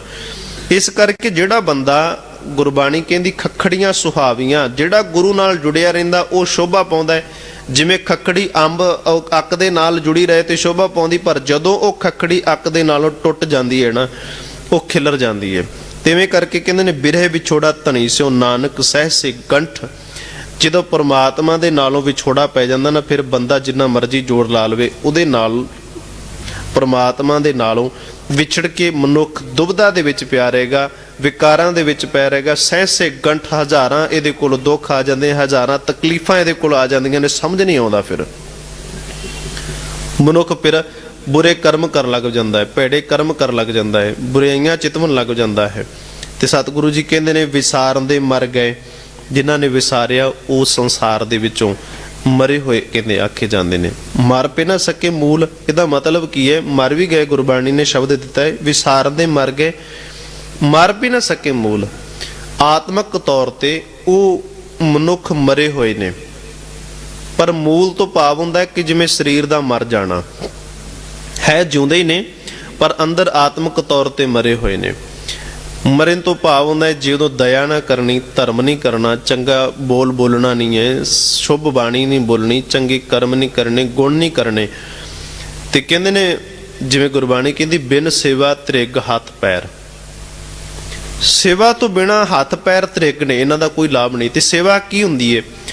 ਸਾਨੂੰ ਇਉਂ ਲੱਗਦਾ ਕਿ ਸੇਵਾ ਕੇਵਲ ਗੁਰੂ ਘਰ ਦੇ ਵਿੱਚ ਕੀਤੀ ਜਾਂਦੀ। ਕਿਉਂ ਨਾ ਅਸੀਂ ਸਾਰੇ ਸੰਸਾਰ ਨੂੰ ਹੀ ਗੁਰੂ ਘਰ ਸਮਝੀਏ। ਹਾਂ, ਇੰਨੀ ਕੌਣ ਅਵਸਥਾ ਰੱਖ ਸਕਦਾ ਵੀ ਸਾਰਾ ਸੰਸਾਰ ਹੀ ਸਾਨੂੰ ਗੁਰਦੁਆਰਾ ਲੱਗੇ, ਵੀ ਸਾਰਾ ਸੰਸਾਰ ਸਾਨੂੰ ਗੁਰਦੁਆਰਾ ਲੱਗੇ? ਹੋ ਸਕਦਾ ਏਦਾਂ? ਜੇ ਸਾਨੂੰ ਸਾਰਾ ਸੰਸਾਰ ਗੁਰਦੁਆਰਾ ਲੱਗੇ ਤੇ ਸਾਨੂੰ ਇਉਂ ਲੱਗਣਾ ਵੀ ਪਤਾ ਨਹੀਂ ਕਿੰਨੇ ਲੋਕ ਵਾਂਝੇ ਰਹਿ ਗਏ ਨੇ ਧਨ ਪਦਾਰਥ ਤੋਂ। ਅਸੀਂ ਸਾਰਿਆਂ ਦੇ ਨਾਲ ਚੰਗਾ ਵਿਵਹਾਰ ਕਰਾਂਗੇ, ਦੂਸਰੇ ਬੰਦੇ ਦੇ ਨਾਲ ਚੰਗਾ ਬੋਲਾਂਗੇ, ਸੋ ਇਸੇ ਕਰਕੇ ਗੁਰਬਾਣੀ ਨੇ ਇਹ ਗੱਲ ਸਾਨੂੰ ਸਮਝਾਈ ਸੀ ਕਿ ਜਦੋਂ ਤੂੰ ਗੁਰਦੁਆਰੇ ਆਉਣਾ ਹੈ, ਮੰਦਿਰ ਦੇ ਵਿੱਚ ਆਉਣਾ ਹੈ, ਤਦੋਂ ਤੂੰ ਬੜਾ ਧਰਮੀ ਬਣ ਜਾਣਾ ਹੈ। ਪਰ ਜਦੋਂ ਤੂੰ ਕਿਤੇ ਬਾਹਰ ਚਲਾ ਜਾਣਾ, ਫਿਰ ਤੈਨੂੰ ਚੇਤਾ ਹੀ ਨਹੀਂ ਰਹਿੰਦਾ ਵੀ ਗੁਰੂ ਵੀ ਨਾਮ ਦੀ ਕੋਈ ਚੀਜ਼ ਹੁੰਦੀ ਹੈ। ਇਸ ਕਰਕੇ ਉਸ ਪ੍ਰਮਾਤਮਾ ਨੂੰ ਇੱਥੇ ਵੀ ਤੇ ਹਰ ਥਾਂ ਤੇ ਸੰਭਾਲ ਕੇ ਰੱਖਣਾ। ਵੀ ਥੋੜਾ ਵੀ ਜੇ ਗੁਰਦੁਆਰੇ ਦੇ ਵਿੱਚ ਬੈਠਾ ਤੇ ਇੱਥੇ ਹੀ ਪ੍ਰਮਾਤਮਾ ਹੈ, ਬਾਹਰ ਵੀ ਪ੍ਰਮਾਤਮਾ ਹੈ, ਹਰ ਥਾਂ ਤੇ ਪ੍ਰਮਾਤਮਾ ਹੈ, ਥਾਂ ਥਾਂ ਤੇ ਉੱਤੇ ਪ੍ਰਮਾਤਮਾ ਹੈ ਜਿੱਥੇ ਵੀ ਤੂੰ ਜਾਵੇਂਗਾ। ਪਰ ਇਨਸਾਨ ਇਹ ਇੱਕ ਵਿਦਿਆਲਾ ਹੈ, ਗੁਰਦੁਆਰਾ ਇੱਕ ਵਿਦਿਆਲਾ, ਵਿਦਿਆ ਮੰਦਿਰ, ਜਿੱਥੋਂ ਅਸੀਂ ਕੁਝ ਸਿੱਖ ਕੇ ਜਾਣਾ ਹੈ। ਅਸੀਂ ਇੱਥੋਂ ਸਿੱਖ ਕੇ ਫਿਰ ਸੰਸਾਰ ਦੇ ਵਿੱਚ ਸੇਵਾ ਕਰਨੀ ਹੈ, ਸੰਸਾਰ ਦੇ ਜੀਵਾਂ ਦਾ ਭਲਾ ਕਰਨਾ, ਲੋਕਾਂ ਨੂੰ ਸਮਝਾਉਣਾ ਹੈ। ਪਰ ਇੱਥੋਂ ਤੱਕ ਕੌਣ ਸੋਚਦਾ ਹੈ? ਲੋਕੀ ਕਹਿੰਦੇ ਨੇ ਆਪਣਾ ਢਿੱਡ ਭਰ ਜਾਵੇ, ਆਪਣਾ ਆਪ ਭਰ ਲਈਏ, ਇੰਨਾ ਹੀ ਬੜਾ ਹੈ। ਅਸੀਂ ਸਾਡੇ ਕੋਲ ਦੂਜੇ ਦਾ ਭਲਾ ਕਰਨ ਦਾ ਸਮਾਂ ਨਹੀਂ ਹੈਗਾ, ਦੂਜੇ ਇਨਸਾਨ ਦੀ ਸੇਵਾ ਕਰਨ ਦਾ ਸਮਾਂ ਨਹੀਂ ਹੈਗਾ। ਆਪਾਂ ਇੱਕ ਪੱਥਰ ਦੇ ਉੱਪਰ ਪੋਚਾ ਲਾਇਆ, ਉੱਥੇ ਬਾਹਰ ਦੁਬਾਰਾ ਫੇਰ ਪੋਚਾ ਲਾਈ ਜਾਂਦੇ, 10-10 ਵਾਰੀ ਉੱਥੇ ਇੱਕ ਥਾਂ ਤੇ ਪੋਚਾ ਲਾਇਆ ਹੁੰਦਾ ਹੈ। ਪਰ ਕਿਤੇ ਇਨਸਾਨੀਅਤ ਨੂੰ ਵੇਖੋ, ਸੰਸਾਰ ਦੇ ਵਿੱਚ ਕਿੰਨੇ ਲੋਕ ਇਹੋ ਜਿਹੇ ਹੋਣਗੇ ਜਿਹੜੇ ਵਿਚਾਰੇ ਆਪਣਾ ਖੁਦ ਦਾ ਪੇਟ ਨਹੀਂ ਭਰ ਸਕਦੇ, ਆਪਣੇ ਖੁਦ ਦਾ ਭਲਾ ਨਹੀਂ ਕਰ ਸਕਦੇ, ਆਪਣੇ ਆਪ ਨੂੰ ਨਹੀਂ ਸੰਭਾਲ ਸਕਦੇ। ਇੰਨਾ ਕੌਣ ਸੋਚੇ? ਪਰ ਗੁਰੂ ਨਾਨਕ ਸਾਹਿਬ ਜੀ ਦਾ ਧਰਮ ਹੀ ਇਹ ਸੀਗਾ ਵੀ ਦੂਜੇ ਇਨਸਾਨ ਦੀ ਸੰਭਾਲ ਕਰਨੀ।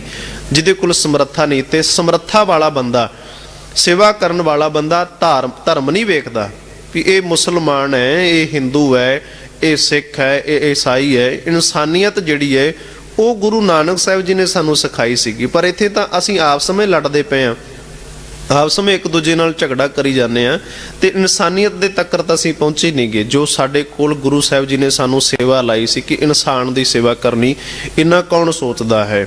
ਅਸੀਂ ਕਿਸੇ ਨੂੰ ਮੰਦਾ ਤਾਂ ਬੋਲ ਸਕਦੇ ਹਾਂ, ਪਰ ਕਿਸੇ ਨੂੰ ਦਾਨ ਨਹੀਂ ਕਰ ਸਕਦੇ, ਕਿਸੇ ਦਾ ਭਲਾ ਨਹੀਂ ਕਰ ਸਕਦੇ। ਤੇ ਗੁਰਬਾਣੀ ਕਹਿੰਦੀ ਅਸਲ ਦੇ ਵਿੱਚ ਉਹ ਬੰਦਿਆਂ ਨੇ ਵਿਸਾਰਿਆ ਹੋਇਆ ਰੱਬ ਨੂੰ, ਤੇ ਉਹ ਆਤਮਿਕ ਤੌਰ ਤੇ ਮਰੇ ਨੇ, ਜਿਨ੍ਹਾਂ ਨੂੰ ਕਿਸੇ ਦੀ ਚੀਕ ਨਹੀਂ ਸੁਣਦੀ, ਕਿਸੇ ਦੀ ਪੁਕਾਰ ਹੀ ਨਹੀਂ ਸੁਣਦੀ। ਬਾਰ-ਬਾਰ ਮੰਗਤਾ ਮੰਗਣ ਤੇ ਵੀ, ਜਿਹੜਾ ਬਾਰ-ਬਾਰ ਮਿੰਨਤਾਂ ਕਰਨ ਤੇ ਵੀ ਜਿਹੜੇ ਲੋਕ ਨੇ, ਉਹ ਬਾਰ-ਬਾਰ ਸਾਡੇ ਅੱਗੇ ਹੱਥ ਟੱਟਦੇ ਪਏ ਨੇ। ਇਹ ਗੱਲ ਵੀ ਪੱਕੀ ਹੈ ਕਿ ਇੱਕ ਬੰਦਾ ਜਿਹੜਾ ਦੁਕਾਨ ਤੇ ਬੈਠਾ ਨਾ, ਉਹਦੇ ਕੋਲ ਦਿਹਾੜੀ ਦੇ ਵਿੱਚ ਪਤਾ ਨਹੀਂ ਕਿੰਨੇ ਕੁ ਭਿਖਾਰੀ ਆਉਂਦੇ ਨੇ, ਕਿੰਨੇ ਕੁ ਭਿਖਾਰੀ ਆਉਂਦੇ ਨੇ, ਅਨੇਕਾਂ ਲੋਕ ਭਿਖਾਰੀ ਆਉਂਦੇ ਨੇ। ਹੁਣ ਉਹ ਜੇ ਦਾਨ ਹੀ ਕਰੀ ਜਾਵੇਗਾ ਤਾਂ ਉਹ ਤਾਂ ਵਿਚਾਰਾ ਹੁਣ ਉਜੜ ਜਾਏਗਾ, ਉਹਨੇ ਕਮਾਇਆ ਕੀ ਤੇ ਖੱਟਿਆ ਕੀ, ਤਾਂ ਦਾਨ ਹੀ ਕਰਦਾ ਰਹਿ ਜਾਏਗਾ। ਪਰ ਇਨੀ ਤਾਂ ਗੁਰਬਾਣੀ ਨੇ ਵੀ ਸਾਨੂੰ ਸੋਝੀ ਦਿੱਤੀ ਨਾ, ਅਕਲੀ ਸਾਹਿਬ ਸੇਵੀਏ ਅਕਲੀ ਕੀਜੇ ਦਾਨ। ਅਕਲ ਦੇ ਨਾਲ, ਸੁਮਤ ਦੇ ਨਾਲ ਸਾਨੂੰ ਦਾਨ ਕਰਨਾ ਚਾਹੀਦਾ ਹੈ। ਇੱਕ ਜਿਹੜਾ ਭਿਖਾਰੀ, ਕਿਉਂਕਿ ਲੋਕਾਂ ਨੇ ਸੌਖਾ ਜਿਹਾ ਢੰਗ ਫੜ ਲਿਆ ਕਿ ਕੋਈ ਗੱਲ ਨਹੀਂ, ਰੱਬ ਕਿਹੜਾ ਵੇਖਦਾ ਪਿਆ ਹੈ, ਪੂਜਾ ਦਾ ਧਨ ਖਾਈ ਜਾਵਾਂਗੇ, ਸਾਨੂੰ ਕਿਹੜਾ ਰੱਬ ਪਕੜਨ ਵਾਲਾ ਹੈ। ਇਸ ਕਰਕੇ ਉਹਦੇ ਨਾਲ ਆਮ ਜਿਹੜੇ ਗ੍ਰਸਤੀ ਲੋਕ ਹੁੰਦੇ ਨੇ, ਉਹ ਵਿਚਾਰੇ ਰੱਬ ਦੇ ਕੋਲੋਂ ਅੱਕੇ ਪੈਣੇ ਵੀ ਜੇ ਇਹਨਾਂ ਬੰਦਿਆਂ ਦਾ ਕੋਈ ਸੁਧਾਰ ਨਹੀਂ ਹੋ ਸਕਿਆ, ਜਿਹੜੇ ਹਰ ਕਰੀ ਜਾਂਦੇ ਨੇ, ਟੱਲੀਆਂ ਖੜਕਾਈ ਜਾਂਦੇ ਨੇ, ਜਾਣ ਕੇ ਮੰਗਤੇ ਮੰਗਦੇ ਨੇ, ਜੇ ਇਹ ਮੰਗਤੇ ਬਣ ਸਕਦੇ ਨੇ, ਰੱਬ ਦਾ ਸਿਮਰਨ ਕਰਦੇ ਨੇ ਤੇ ਮੰਗਤੇ ਬਣੇ ਪਏ ਨੇ, ਤੇ ਇਸ ਕਰਕੇ ਸਾਡਾ ਰੱਬ ਨੇ ਕੀ ਸਵਾਰ ਦੇਣਾ ਹੈ, ਸਾਡਾ ਭਲਾ ਕਿੱਥੋਂ ਕਰ ਦੇਣਾ। ਸੋ ਇਸ ਕਰਕੇ ਇੱਕ ਜਿਹੜਾ ਹੁੰਦਾ ਹੈ ਧਰਮ ਦੇ ਨਾਂ ਤੇ ਮੰਗਣਾ ਤੇ ਧਾਰਮਿਕ ਕਰਮ ਕਰਨੇ, ਦੋਵੇਂ ਬੜਾ ਫਰਕ ਪਾਉਂਦੇ ਨੇ। ਇੱਕ ਜਿਹੜਾ ਧਾਰਮਿਕ ਲਿਬਾਸ ਪਾ ਲਵੇ ਨਾ ਤੇ ਗੁਰੂ ਦੀ ਗੱਲ ਨਾ ਕਰੇ, ਕੇਵਲ ਮਾਇਆ ਬਾਰੇ ਸੋਚੀ ਜਾਵੇ, ਸਮਝ ਲੈਣਾ ਚਾਹੀਦਾ ਵੀ ਉਹ ਧਾਰਮਿਕ ਆਗੂ ਵੀ ਇੱਕ ਮੰਗਤੇ ਦੀ ਤਰ੍ਹਾਂ ਹੈ। ਬਣ ਤਾਂ ਭਾਵੇਂ ਉਹ ਧਾਰਮਿਕ ਆਗੂ ਗਿਆ, ਪਰ ਅਜੇ ਵੀ ਉਹਦੇ ਅੰਦਰ ਮੰਗਤੇ ਵਰਗਾ ਹਿਸਾਬ ਕਿਤਾਬ ਹੈ। ਇਵੇਂ ਕਰਕੇ ਬਹੁਤੇ ਸਿੱਖ ਜਿਹੜੇ ਨੇ ਨਾ, ਉਹ ਇਹੀ ਸਮਝਦੇ ਨੇ ਵੀ ਕੇਵਲ ਗੁਰੂ ਘਰ ਦੇ ਵਿੱਚ ਬੈਠ ਕੇ ਇਹ ਤਨਖਾ ਲਿਆ, ਕਮਾ ਲਿਆ, ਇਸ ਤੋਂ ਅੱਗੇ ਦੀ ਕੋਈ ਸੋਝੀ ਨਹੀਂ ਹੈ। ਪਰ ਗੁਰਬਾਣੀ ਕਹਿੰਦੀ ਵੀ ਤੂੰ ਹੁਣ ਤੇਰੀ ਹਾਲਤ ਮੰਗਤਿਆਂ ਵਰਗੀ ਹੋਗੀ, ਜਿਹੜੇ ਥਾਂ ਥਾਂ ਤੇ ਮੰਗਦੇ ਫਿਰਦੇ ਨੇ, ਭਿਖਾਰੀਆਂ ਵਾਂਗੂ ਮੰਗਦੇ ਫਿਰਦੇ। ਉਹ ਗੱਲ ਵੱਖਰੀ। ਗੁਰਬਾਣੀ ਨੇ ਕਿਹਾ ਜਗਤ ਭਿਖਾਰੀ ਫਿਰਤੇ ਸਭ ਕੋ ਦਾਤਾ ਰਾਮ। ਸਾਰਿਆਂ ਨੂੰ ਦਾਤਾ ਦੇਣ ਵਾਲਾ ਪਰਮਾਤਮਾ, ਸੰਸਾਰ ਸਾਰਾ ਭਿਖਾਰੀ ਹੈ। ਪਰ ਕਿਤੇ ਨਾ ਕਿਤੇ ਬੰਦਾ ਖੁਦ ਵੀ ਆਪਣੀਆਂ ਨਜ਼ਰਾਂ ਦੇ ਵਿੱਚ ਆਪਣੇ ਆਪ ਨੂੰ ਭਿਖਾਰੀ ਸਾਬਤ ਕਰਨ ਲਈ ਤੁਲਿਆ ਹੋਇਆ ਵੀ ਮੈਂ ਭਿਖਾਰੀ ਹਾਂ। ਇੱਕ ਹੁੰਦਾ ਵੀ ਸੱਚਮੁੱਚ ਆਪਣੇ ਆਖ ਨੂੰ ਆਖਣਾ ਵੀ ਮੈਂ ਭਿਖਾਰੀ ਰੱਬ ਦਾ ਦਿੱਤਾ ਹੋਇਆ, ਪਰ ਇੱਕ ਹੁੰਦਾ ਜਿਹੜੇ ਸੱਚਮੁੱਚ ਥਾਂ ਥਾਂ ਤੇ ਮੰਗਦੇ ਫਿਰਦੇ ਨੇ। ਇਵੇਂ ਕਰਕੇ ਅੱਜ ਦੇ ਸਿੱਖ ਦੀ ਹਾਲਤ ਵੀ ਇਹੋ ਜਿਹੀ ਹੋ ਗਈ ਹੈ। ਉਹ ਇੱਕ ਹੀ ਗੱਲ ਕਰੀ ਜਾਂਦਾ, ਮਾਇਆ ਮਾਇਆ ਮਾਇਆ ਦੇ ਕਰਕੇ ਮਾਇਆ। ਤੁਸੀਂ ਰੱਬ ਦਾ ਸਿਮਰਨ ਕਰੋ ਨਾ, ਬੰਦਗੀ ਕਰੋ, ਗੁਰੂ ਗ੍ਰੰਥ ਸਾਹਿਬ ਸੱਚੇ ਪਾਤਸ਼ਾਹ ਜੀ ਦਾ ਧਿਆਨ ਕਰੋ। ਜੇ ਰੱਬ ਨੂੰ ਇੰਨੇ ਸਾਡੇ ਬਾਰੇ ਨਹੀਂ ਪਤਾ, ਜੇ ਪ੍ਰਮਾਤਮਾ ਨੂੰ ਨਹੀਂ ਪਤਾ ਵੀ ਬੰਦਗੀ ਕਰਦਾ ਹੈ, ਤੇ ਜੇ ਪ੍ਰਮਾਤਮਾ ਤੋਂ ਸਾਡਾ ਭਲਾ ਨਹੀਂ ਹੋ ਸਕਿਆ, ਪਰਮਾਤਮਾ ਤੋਂ ਸਾਡੀ ਗਰੀਬੀ ਨਹੀਂ ਕੱਟੀ ਗਈ, ਤੇ ਸੰਸਾਰ ਦੇ ਲੋਕ ਸਾਡੀ ਗਰੀਬੀ ਕਿਵੇਂ ਦੂਰ ਕਰ ਦੇਣਗੇ? ਜੇ ਗੁਰਦੁਆਰੇ ਆਣ ਕੇ ਗੁਰੂ ਦੇ ਕੋਲੋਂ ਵੀ ਸਾਡੇ ਅੰਦਰ ਦੀ ਈਰਖਾ ਖਤਮ ਨਹੀਂ ਹੋਈ, ਤੇ ਸੰਸਾਰ ਦੇ ਲੋਕ ਸਾਡੀ ਅੰਦਰ ਦੀ ਈਰਖਾ ਕਿਵੇਂ ਖਤਮ ਕਰ ਦੇਣਗੇ? ਜੇ ਗੁਰੂ ਘਰ ਦੇ ਵਿੱਚ ਰਹਿ ਕੇ ਵੀ ਬੰਦੇ ਦੀ ਪੂਰੀ ਨਹੀਂ ਪਈ, ਤੇ ਸਮਝ ਲੈਣਾ ਚਾਹੀਦਾ ਵੀ ਇਨਸਾਨ ਉਹਦੀ ਕੋਈ ਪੂਰਤੀ ਨਹੀਂ ਕਰ ਸਕਦਾ। ਇਸ ਕਰਕੇ ਰੱਬ ਦਾ ਨਾਮ ਜਿਹੜਾ ਉਹ ਕੇਵਲ ਰੱਬ ਰੱਬ ਕਰੀ ਜਾਣਾ, ਉਹਦੇ ਨਾਲ ਗੁਣ ਵੀ ਲੈ ਕੇ ਆਉਣੇ ਨੇ। ਸੱਚੀ ਮੁੱਚੀ ਜਪੋਗੇ ਤਾਂ ਇਉਂ ਲੱਗੇਗਾ ਵੀ ਸੰਸਾਰ ਦੇ ਵਿੱਚ ਪਰਮਾਤਮਾ ਨੇ ਮੈਨੂੰ ਬਾਦਸ਼ਾਹ ਬਣਾਇਆ। ਤੇ ਜੇ ਕੇਵਲ ਪਖੰਡੀ ਤੌਰ ਤੇ ਜਪੋਗੇ ਵਿਖਾਵੇ ਵਾਸਤੇ, ਤੇ ਵਿਖਾਵਾ ਉਹ ਕਰਦਾ ਹੁੰਦਾ ਜਿਹਨੂੰ ਧਨ ਚਾਹੀਦਾ ਹੋਵੇ, ਜਿਹਨੂੰ ਪਦਾਰਥ ਚਾਹੀਦਾ ਹੋਵੇ। ਜਿਹਨੇ ਰੱਬ ਦਾ ਨਾਮ ਜਪਣਾ ਉਹਨੂੰ ਵਿਖਾਵਾ ਕਰਨ ਦੀ ਲੋੜ ਹੈ। ਉਹਦੇ ਸਾਹਮਣੇ ਕੀ ਹੈ ਕਿ ਨਾ ਹਮ ਤੁਮ ਬੀਚ ਭਇਓ ਨਹੀਂ ਕੋਈ, ਤੁਮੇ ਸੋ ਕੰਤ ਨਾਰ ਹਮ ਸੋਈ। ਰੱਬ ਜੀ ਤੇਰੇ ਤੇ ਮੇਰੇ ਵਿੱਚ ਕੁਛ ਨਹੀਂ ਹੈ, ਤੂੰ ਮੇਰਾ ਕੰਤ ਮੈਂ ਤੇਰੀ ਇਸਤਰੀ ਹਾਂ, ਦੂਜਾ ਕੋਈ ਹੈ ਹੀ ਨਹੀਂ ਹੈ। ਦੂਜੇ ਬੰਦੇ ਨਾਲ ਵਿਖਾਵਾ ਕਰਨ ਦਾ ਕੋਈ ਮਤਲਬ ਨਹੀਂ ਬਣਦਾ। ਫਿਰ ਹੌਲੀ ਹੌਲੀ ਇਦਾਂ ਮਤਲਬ ਕਰਦੇ ਗਏ, ਜਿਵੇਂ ਜਿਵੇਂ ਅਸੀਂ ਸੰਸਾਰ ਨੂੰ ਵਿਖਾਵਾ ਕਰਦੇ ਗਏ, ਰੱਬ ਤੋਂ ਦੂਰ ਹੁੰਦੇ ਗਏ, ਤੇ ਬੰਦਾ ਭਿਖਾਰੀ ਬਣਦਾ ਗਿਆ, ਮੰਗਤਾ ਬਣਦਾ ਗਿਆ, ਤੇ ਸੰਸਾਰ ਦੇ ਹਾਲਤ ਵੀ ਇਵੇਂ ਦੀ ਬਣ ਗਈ। ਹੁਣ ਜਿਹੜਾ ਗੁਰੂ ਘਰ ਦੇ ਵਿੱਚ ਰਹਿਣ ਵਾਲਾ ਹੈ ਉਹ ਵੀ ਭਿਖਾਰੀ ਬਣਿਆ ਫਿਰਦਾ। ਉਹਨੂੰ ਇਉਂ ਲੱਗਦਾ ਵੀ ਕਿਹੜੇ ਵੇਲੇ ਕੋਈ ਕਿਹੋ ਜਿਹੀ ਅਵਸਥਾ ਹੈ, ਜਿਸ ਸਮੇਂ ਕੋਈ ਪ੍ਰਾਣੀ ਚੜ੍ਹਾਈ ਕਰਦਾ ਹੈ, ਕੋਈ ਇਨਸਾਨ ਚੜ੍ਹਾਈ ਕਰਦਾ ਹੈ ਨਾ, ਤੇ ਉਸ ਸਮੇਂ ਬਹੁਤੇ ਲੋਕਾਂ ਦੀ ਇਹ ਆਸ ਹੁੰਦੀ ਹੈ, ਧਰਮੀ ਲੋਕਾਂ ਦੀ ਇਹ ਆਸ ਹੁੰਦੀ ਕਿ ਸਾਨੂੰ ਕੁਝ ਲਾਭ ਹੋਏਗਾ, ਸਾਨੂੰ ਇਹਦੇ ਵਿੱਚ ਰੁਪਈਏ ਮਿਲਣਗੇ, ਧਨ ਪਦਾਰਥ ਮਿਲੇਗਾ। ਪਰ ਇਹੋ ਜਿਹੀ ਮਾੜੀ ਬਿਰਤੀ ਵਾਲੇ ਮਨੁੱਖ ਕਦੀ ਸੰਸਾਰ ਦਾ ਭਲਾ ਨਹੀਂ ਕਰ ਸਕਦੇ ਹੁੰਦੇ। ਗੁਰੂ ਨਾਨਕ ਸਾਹਿਬ ਸੱਚੇ ਪਾਤਸ਼ਾਹ ਜੀ ਨੇ ਇੱਕ ਪਿੰਡ ਦੇ ਵਿੱਚ ਗਏ, ਤੇ ਲੋਕਾਂ ਨੇ ਨਾ ਭਾਈ ਮਰਦਾਨਾ ਜੀ ਨੂੰ ਵੇਖ ਕੇ ਬੜਾ ਕੁਛ ਦੇ ਦਿੱਤਾ, ਕੱਪੜੇ ਦੇ ਦਿੱਤੇ, ਧਨ ਪਦਾਰਥ। ਗੁਰੂ ਨਾਨਕ ਸਾਹਿਬ ਜੀ ਕਹਿੰਦੇ ਛੱਡ ਦੇ ਇੱਥੇ, ਜੇ ਇਹਨਾਂ ਚੀਜ਼ਾਂ ਨੂੰ ਲੈ ਕੇ ਚੱਲੇਗਾ ਨਾ ਤੇਰੇ ਤੋਂ ਤੁਰਿਆ ਹੀ ਨਹੀਂ ਜਾਣਾ। ਕਿੱਥੋਂ ਤੱਕ ਲੈ ਕੇ ਚੱਲੇਗਾ ਤੈਨੂੰ, ਪੰਡ ਨੂੰ ਭਾਰੀ ਨੂੰ, ਪੈਸੇ ਕਿੱਥੋਂ ਤੱਕ ਲੈ ਕੇ ਜਾਵੇਗਾ। ਇਸ ਕਰਕੇ ਨਾ ਉਹਨਾਂ ਨੇ ਪੈਸੇ ਜੇਬ ਦੇ ਵਿੱਚ ਰੱਖੇ, ਨਾ ਕੋਈ ਧਨ ਰੱਖਿਆ, ਸਿਰਫ ਉਹਨਾਂ ਦੇ ਕੋਲ ਰਬਾਬ ਸੀ ਕਿ ਕੀਰਤਨ ਕੀਤਾ, ਸਿਫਤ ਸਲਾਹ ਕੀਤੀ। ਤੇ ਘਰ ਦੇ ਵਿੱਚ ਗਏ, ਜੇ ਕੋਈ ਸ਼ਰਧਾ ਨਾਲ ਪ੍ਰਸ਼ਾਦਾ ਛਕਾਉਂਦਾ ਸੀ ਮਹਾਰਾਜ ਨੇ ਕਦੀ ਮਨਾ ਨਹੀਂ ਕੀਤਾ। ਪਰ ਜੇ ਕੋਈ ਅਹੰਕਾਰ ਨਾਲ ਛਕਾਉਂਦਾ ਸੀ ਵੀ ਆਓ ਇੱਥੋਂ ਤੁਹਾਨੂੰ ਪਦਾਰਥ ਮਿਲੇਗੇ, ਮਹਾਰਾਜ ਕਹਿੰਦੇ ਸਾਨੂੰ ਪਦਾਰਥਾਂ ਦੀ ਲੋੜ ਹੀ ਨਹੀਂ ਗੀ ਸਾਨੂੰ। ਤੇ ਜੇ ਭਾਈ ਮਰਦਾਨਾ ਜੀ ਗੁਰੂ ਨਾਨਕ ਸਾਹਿਬ ਜੀ ਨੂੰ ਇੱਕ ਗੱਲ ਕਹਿ ਸਕਦੇ ਨੇ, ਭਾਈ ਮਰਦਾਨਾ ਜੀ ਨੂੰ ਪੁੱਛਿਆ ਗਿਆ ਵੀ ਤੂੰ ਕਿਉਂ ਲੋਕਾਂ ਦੇ ਘਰਾਂ ਦੇ ਵਿੱਚ ਜਾ ਕੇ ਸਾਜ਼ ਵਜਾਉਣਾ? ਕਹਿੰਦੇ ਜੀ ਪੈਸੇ ਮਿਲਦੇ ਨੇ, ਧਨ ਮਿਲਦਾ ਹੈ। ਉਹੀ ਮਰਦਾਨਾ ਜਿਹੜਾ ਧਨ ਵਾਸਤੇ ਕਿਸੇ ਦੇ ਘਰਾਂ ਦੇ ਵਿੱਚ ਰਬਾਬ ਵਜਾਉਂਦਾ ਸੀ, ਗੁਰੂ ਨਾਨਕ ਸਾਹਿਬ ਜੀ ਦੇ ਨਾਲ ਫ੍ਰੀ ਰਬਾਬ ਵਜਾਉਂਦਾ ਹੈ, ਕੋਈ ਪੈਸੇ ਨਹੀਂ ਮੰਗੇ ਉਹਨੇ। ਉਹਨੇ ਕਦੀ ਨਹੀਂ ਆਖਿਆ ਮਹਾਰਾਜ ਮੇਰੇ ਘਰ ਦੇ ਵਿੱਚ ਮੇਰੇ ਬੱਚੇ ਕੀ ਕਰਨਗੇ, ਕਦੀ ਨਹੀਂ ਉਹਨੇ ਆਖਿਆ। ਜਦੋਂ ਤੁਰੀ ਪਿਆ ਗੁਰੂ ਨਾਨਕ ਸਾਹਿਬ ਜੀ ਨੇ ਸਮਝਾ ਦਿੱਤਾ ਉਹਨੂੰ। ਤੇ ਜਿਹੜਾ ਮੰਗ ਕੇ ਰਬਾਬ ਵਜਾਉਂਦਾ ਸੀ, ਅੱਜ ਗੁਰੂ ਨਾਨਕ ਸਾਹਿਬ ਜੀ ਦੇ ਨਾਲ ਨਾਲ ਜਿਵੇਂ ਜਿੱਥੇ ਨਾਨਕ ਸਾਹਿਬ ਜੀ ਜਾਂਦੇ ਨੇ ਮਰਦਾਨਾ ਜਾਂਦਾ, ਮਰਦਾਨਾ ਬਾਦਸ਼ਾਹ ਬਣ ਗਿਆ ਉਹ, ਕਿਉਂਕਿ ਅੰਦਰ ਦੀ ਭੁੱਖ ਦੂਰ ਹੋ ਗਈ, ਅੰਦਰ ਦਾ ਵਹਿਮ ਸੀ ਜਿਹੜਾ ਵੀ ਮੈਨੂੰ ਸੰਸਾਰ ਦੇ ਲੋਕ ਕੁਛ ਦਿੰਦੇ ਨੇ, ਉਹ ਦੂਰ ਹੋ ਗਿਆ। ਪਤਾ ਲੱਗ ਗਿਆ ਕਿ ਜੋ ਦਿੰਦਾ ਪਰਮਾਤਮਾ ਦਿੰਦਾ ਹੈ, ਜੋ ਕਰਦਾ ਪਰਮਾਤਮਾ ਕਰਦਾ। ਤੇ ਗੁਰਬਾਣੀ ਕਹਿੰਦੀ ਵੀ ਵੇਮੁਖ ਹੋਏ ਰਾਮ ਤੇ, ਜਿਹੜੇ ਬੰਦੇ ਵੇਮੁਖ ਹੋ ਗਏ ਨਾ ਰਾਮ ਤੇ, ਜੋ ਤਸਕਰ ਉੱਪਰ ਸੂਲ, ਤਸਕਰ ਤੋਂ ਜਿਵੇਂ ਚੋਰ ਨੂੰ ਸੂਲੀ ਦੇ ਉੱਪਰ ਚੜਾਇਆ ਜਾਂਦਾ ਹੈ, ਇਵੇਂ ਕਰਕੇ ਸਾਨੂੰ ਬਹੁਤੀ ਵਾਰੀ ਲੋਕਾਂ ਦੇ ਬਚਨ ਜਿਹੜੇ ਨੇ ਨਾ ਸੂਲਾਂ ਵਾਂਗੂ ਲੱਗਦੇ ਨੇ। ਗੁਰਬਾਣੀ ਕਹਿੰਦੀ ਸਾਕਤ ਹਰ ਰਸ ਸਾਧ ਨਾ ਜਾਣਿਆ, ਸਾਕਤ ਬੰਦੇ ਨੇ ਰੱਬ ਦੇ ਨਾਮ ਦਾ ਸਵਾਦ ਨਹੀਂ ਜਾਣਿਆ। ਕਿਉਂ? ਤਿੰਨ ਅੰਤਰ ਹਉਮੈ ਕੰਡਾ, ਉਹਨਾਂ ਦੇ ਅੰਦਰ ਹਉਮੈ ਦਾ ਕੰਡਾ ਲੱਗਾ ਹੋਇਆ, ਬੱਚਾ ਹੋਇਆ। ਜਿਉਂ ਜਿਉਂ ਚੱਲੇ ਉਹ ਜਿਵੇਂ ਜਿਵੇਂ ਚੱਲਦੇ ਨੇ, ਚੁਭੇ ਦੁੱਖ ਪਾਵੇ ਜਮਕਾਲ ਸਹਿ ਸਿਰ ਡੰਡਾ ਹੈ। ਜਿਵੇਂ ਜਿਵੇਂ ਚੱਲਦੇ ਨੇ ਚੁਭਦਾ ਹੈ। ਜਿਹੜਾ ਧਰਮੀ ਹੁੰਦਾ ਹੈ ਉਹਨੂੰ ਸਹਿਣ ਕੁਛ ਬੜਾ ਕਰਨਾ ਪੈਂਦਾ ਹੈ। ਇਹ ਨਾ ਕਹੀਏ ਵੀ ਲੋਕੀ ਸਾਡਾ ਸਤਿਕਾਰ ਕਰਨ, ਲੋਕੀ ਸਾਡੀ ਇੱਜ਼ਤ ਕਰਨ, ਬਿਲਕੁਲ ਨਹੀਂ ਹੋ ਸਕਦਾ। ਧਰਮੀ ਜਿਹੜਾ ਹੋਵੇਗਾ ਉਹਨੂੰ ਇੱਜ਼ਤ ਦੀ ਲੋੜ ਨਹੀਂ, ਤੇ ਲੋਕ ਕਰਦੇ ਵੀ ਨਹੀਂ, ਤੇ ਨਾ ਸਾਨੂੰ ਚਾਹੀਦੀ ਹੈ। ਜਿਹੜਾ ਬੰਦਾ ਇੱਜ਼ਤ ਦੇ ਵਿੱਚ ਪੈ ਗਿਆ ਉਹ ਇਹ ਸੋਚੇਗਾ ਵੀ ਹੁਣ ਮੇਰੀ ਇੱਜ਼ਤ ਕਿਵੇਂ ਹੋਏਗੀ। ਜਿਹੜਾ ਬੰਦਾ ਧਰਮੀ ਉਹਨੂੰ ਕੀ ਕਰਨਾ, ਉਹ ਤਾਂ ਧਰਮ ਦਾ ਨਾਮ, ਰੱਬ ਦਾ ਨਾਮ ਜਪਣਾ, ਕੱਪੜੇ ਕਿਹੋ ਜਿਹੇ ਵੀ ਪਾਏ ਉਹਨੂੰ ਕੋਈ ਫਰਕ ਨਹੀਂ ਪੈਂਦਾ। ਬੰਦਗੀ ਕਰਨੀ ਹੈ, ਰੱਬ ਦੀ ਕਰਨੀ ਹੈ, ਸਿਮਰਨ ਕਰਨਾ ਹੈ, ਕਿਤਨਾ ਦੀ ਵੀ ਰੋਟੀ ਮਿਲ ਜੇ ਕੋਈ ਫਰਕ ਨਹੀਂ ਪੈਂਦਾ। ਇਹ ਥੋੜਾ ਆਖਿਆ ਜਾਂਦਾ ਵੀ ਚਿੱਟੇ ਕੱਪੜੇ ਹੋਣ, ਸੋਹਣਾ ਸੁਨੱਖਾ ਹੋਵੇ, ਬੜਾ ਵਧੀਆ ਲੱਗਦਾ ਹੋਵੇ, ਤੇ ਉਸੇ ਨੂੰ ਧਰਮੀ ਆਖਿਆ ਜਾਂਦਾ। ਗੁਰਬਾਣੀ ਨੇ ਖੰਡਨ ਕੀਤਾ, ਚਿੱਟੇ ਜਿਨ ਕੇ ਕੱਪੜੇ ਮੈਲੇ ਚਿੱਤ ਕਠੋਰ। ਜਿਨ੍ਹਾਂ ਨੇ ਚਿੱਟੇ ਕੱਪੜੇ ਪਾਏ ਨੇ ਨਾ ਉਹ ਪੰਡਤ ਬਣ ਕੇ, ਬਾਬੇ ਬਣ ਕੇ ਸੰਸਾਰ ਦੇ ਲੋਕਾਂ ਨੂੰ ਵਹਿਮਾਂ ਦੇ ਵਿੱਚ ਪਾ ਕੇ ਲੁੱਟਦੇ ਪਏ ਨੇ। ਕਹਿੰਦੇ ਦੀਵੇ ਲਾਇਆ ਕਰੋ, ਕਹਿੰਦੇ ਇਦਾਂ ਨਾਮ ਜਪੋਗੇ ਤਾਂ ਕਰਕੇ। ਕਿੰਨੇ ਗੁਟਕੇ ਸਾਹਿਬ ਨੇ ਜਿਹੜੇ ਸਿੱਖਾਂ ਨੇ ਬਣਾ ਦਿੱਤੇ ਵਹਿਮਾਂ ਦੇ ਵਿੱਚ। ਦੁੱਖ ਭੰਜਨੀ ਵਾਲਾ ਵੱਖਰਾ ਕਰ ਦਿੱਤਾ, ਸੁਖਮਨੀ ਸਾਹਿਬ ਵੱਖਰੀ ਕਰ ਦਿੱਤੀ। ਕਦੀ ਕਿਸੇ ਨੇ ਇਹ ਆਖਿਆ ਵੀ ਅਲਾਣੀਆਂ ਬਾਣੀ ਦਾ ਵੀ ਗੁਟਕਾ ਹੋਣਾ ਚਾਹੀਦਾ ਹੈ। ਅਲਾਣੀਆਂ ਬਾਣੀ ਮਿਰਤਕ ਨਾਲ ਸੰਬੰਧ ਰੱਖਦੀ ਹੈ। ਸਾਨੂੰ ਮਿਰਤਕ ਨਹੀਂ ਚਾਹੀਦਾ, ਸਾਨੂੰ ਮੁਰਦਿਆਂ ਦੇ ਵਿੱਚ ਜਿਹੜੇ ਜਾਨ ਪਾਉਣ ਵਾਲਾ ਨਾ, ਸਾਨੂੰ ਉਹ ਨਹੀਂ ਚਾਹੀਦਾ। ਸਾਨੂੰ ਉਹ ਚਾਹੀਦਾ ਜਿਹਦੇ ਵਿੱਚ ਸੁੱਖ ਮਿਲਣਾ, ਜਿਹਦੇ ਵਿੱਚੋਂ ਸਾਨੂੰ ਸੁੱਖ ਚਾਹੀਦੇ ਹੋਣ। ਮਿਰਤਕ ਦਾ ਕੋਈ ਗੁਟਕਾ ਸਾਹਿਬ ਨਹੀਂ ਹੈਗਾ। ਜਿੰਨੇ ਵੀ ਗੁਟਕੇ ਨਾ ਸਾਰਿਆਂ ਨੇ, ਕਿਸੇ ਨੇ ਕਹਿ ਦਿੱਤਾ ਦੁੱਖ ਭੰਜਨੀ, ਉੱਤੇ ਲਿਖ ਦਿੱਤਾ ਦੁੱਖ ਭੰਜਨੀ, ਦੁੱਖਾਂ ਨੂੰ ਨਾਸ਼ ਕਰਨ ਵਾਲੀ। ਸਾਰਾ ਸੰਸਾਰ ਦੁਖੀ ਹੈ, ਦੁੱਖ ਸਾਰਿਆਂ ਨੂੰ ਲੱਗੇ ਹੋਏ ਨੇ। ਸੁਖਮਨੀ ਸਾਹਿਬ ਉਹ ਕਿਹਨੇ ਸਾਰੇ ਜਪਦੇ ਨੇ, ਪਰ ਅਜੇ ਤੱਕ ਅਲਾਣੀਆਂ ਬਾਣੀ ਦਾ ਗੁਟਕਾ ਨਹੀਂ ਆਇਆ ਕਦੀ। ਅਲਾਣੀਆਂ ਬਾਣੀ ਦਾ ਗੁਟਕਾ ਕਦੀ ਨਹੀਂ ਆਇਆ, ਕਿਉਂਕਿ ਸਾਨੂੰ ਅਲਾਣੀਆਂ ਤੋਂ ਬੜਾ ਦੁੱਖ ਆਉਂਦਾ ਹੈ ਵੀ ਹਾਏ ਮ੍ਰਿਤਕ ਵਾਲੀ ਬਾਣੀ ਹੈ, ਇਹ ਤਾਂ ਮੁਰਦਿਆਂ ਵਾਲੀ ਬਾਣੀ ਹੈ। ਪਰ ਬਾਣੀ ਜਿਨ੍ਹਾਂ ਨੇ ਪੜ੍ਹਨੀ ਹੈ ਉਹਨਾਂ ਨੂੰ ਉਹੀ ਸੁਖਮਨੀ ਸਾਹਿਬ ਵੀ ਸਾਨੂੰ ਸਮਝਾਉਂਦੀ ਹੈ। ਸੁਖਮਨੀ ਸਾਹਿਬ ਦੇ ਵਿੱਚ ਵੀ ਮ੍ਰਿਤਕ ਆਉਂਦਾ, ਅਲਾਣੀਆਂ ਬਾਣੀ 'ਚ ਵੀ ਮ੍ਰਿਤਕ ਆਉਂਦਾ ਹੈ। ਬਾਣੀ ਦੇ ਵਿੱਚ ਵਖਰੇਵਾ ਨਾ ਪਾਈਏ, ਬਾਣੀ ਸਿਰਫ ਗੁਰੂ ਦੀ ਬਾਣੀ ਸਾਨੂੰ ਸਮਝਾਉਣ ਵਾਸਤੇ ਹੈ। ਤੇ ਗੁਰਬਾਣੀ ਦੇ ਵਿੱਚ ਅਖੀਰ ਤੇ ਸਤਿਗੁਰੂ ਜੀ ਕਹਿੰਦੇ ਨੇ, ਤੁਸ ਨਾਨਕ ਦੇਵੇ ਜਿਸ ਨਾਮ। ਜਿਨ੍ਹਾਂ ਨੂੰ ਤੁਸ ਕੇ ਦਿੱਤਾ, ਤਰੁੱਠ ਕੇ ਦਿੱਤਾ, ਗੁਰੂ ਨੇ ਖੁਸ਼ ਹੋ ਕੇ ਨਾਮ ਦਿੱਤਾ, ਹਰ ਰੰਗ ਮਣਿਆ, ਉਹਨਾਂ ਨੇ ਹਰੀ ਦੇ ਰੰਗ ਨੂੰ ਮਾਣਿਆ ਹੈ, ਸੱਚ ਜਾਣਿਆ। ਗੁਰੂ ਸਾਹਿਬ ਜੀ ਕਿਰਪਾ ਕਰਨ, ਸਾਡੇ ਅੰਦਰ ਦੇ ਵਹਿਮਾਂ ਪਖੰਡਾਂ ਦੇ ਦੂਰ ਕਰਕੇ ਨਾਮ ਦੀ ਦਾਤ ਟਿਕਾਉਣ, ਤਾਂ ਕਿ ਅਸੀਂ ਵੀ ਸੰਸਾਰ ਦਾ, ਆਪਣੇ ਆਪ ਦਾ ਭਲਾ ਕਰ ਸਕੀਏ। ਪਿਆਰ ਸਤਿਕਾਰ ਨਾਲ ਆਖੋ ਜੀ ਵਾਹਿਗੁਰੂ ਜੀ ਕਾ ਖਾਲਸਾ, ਵਾਹਿਗੁਰੂ ਜੀ ਕੀ ਫਤਿਹ। ਸਤਨਾਮ।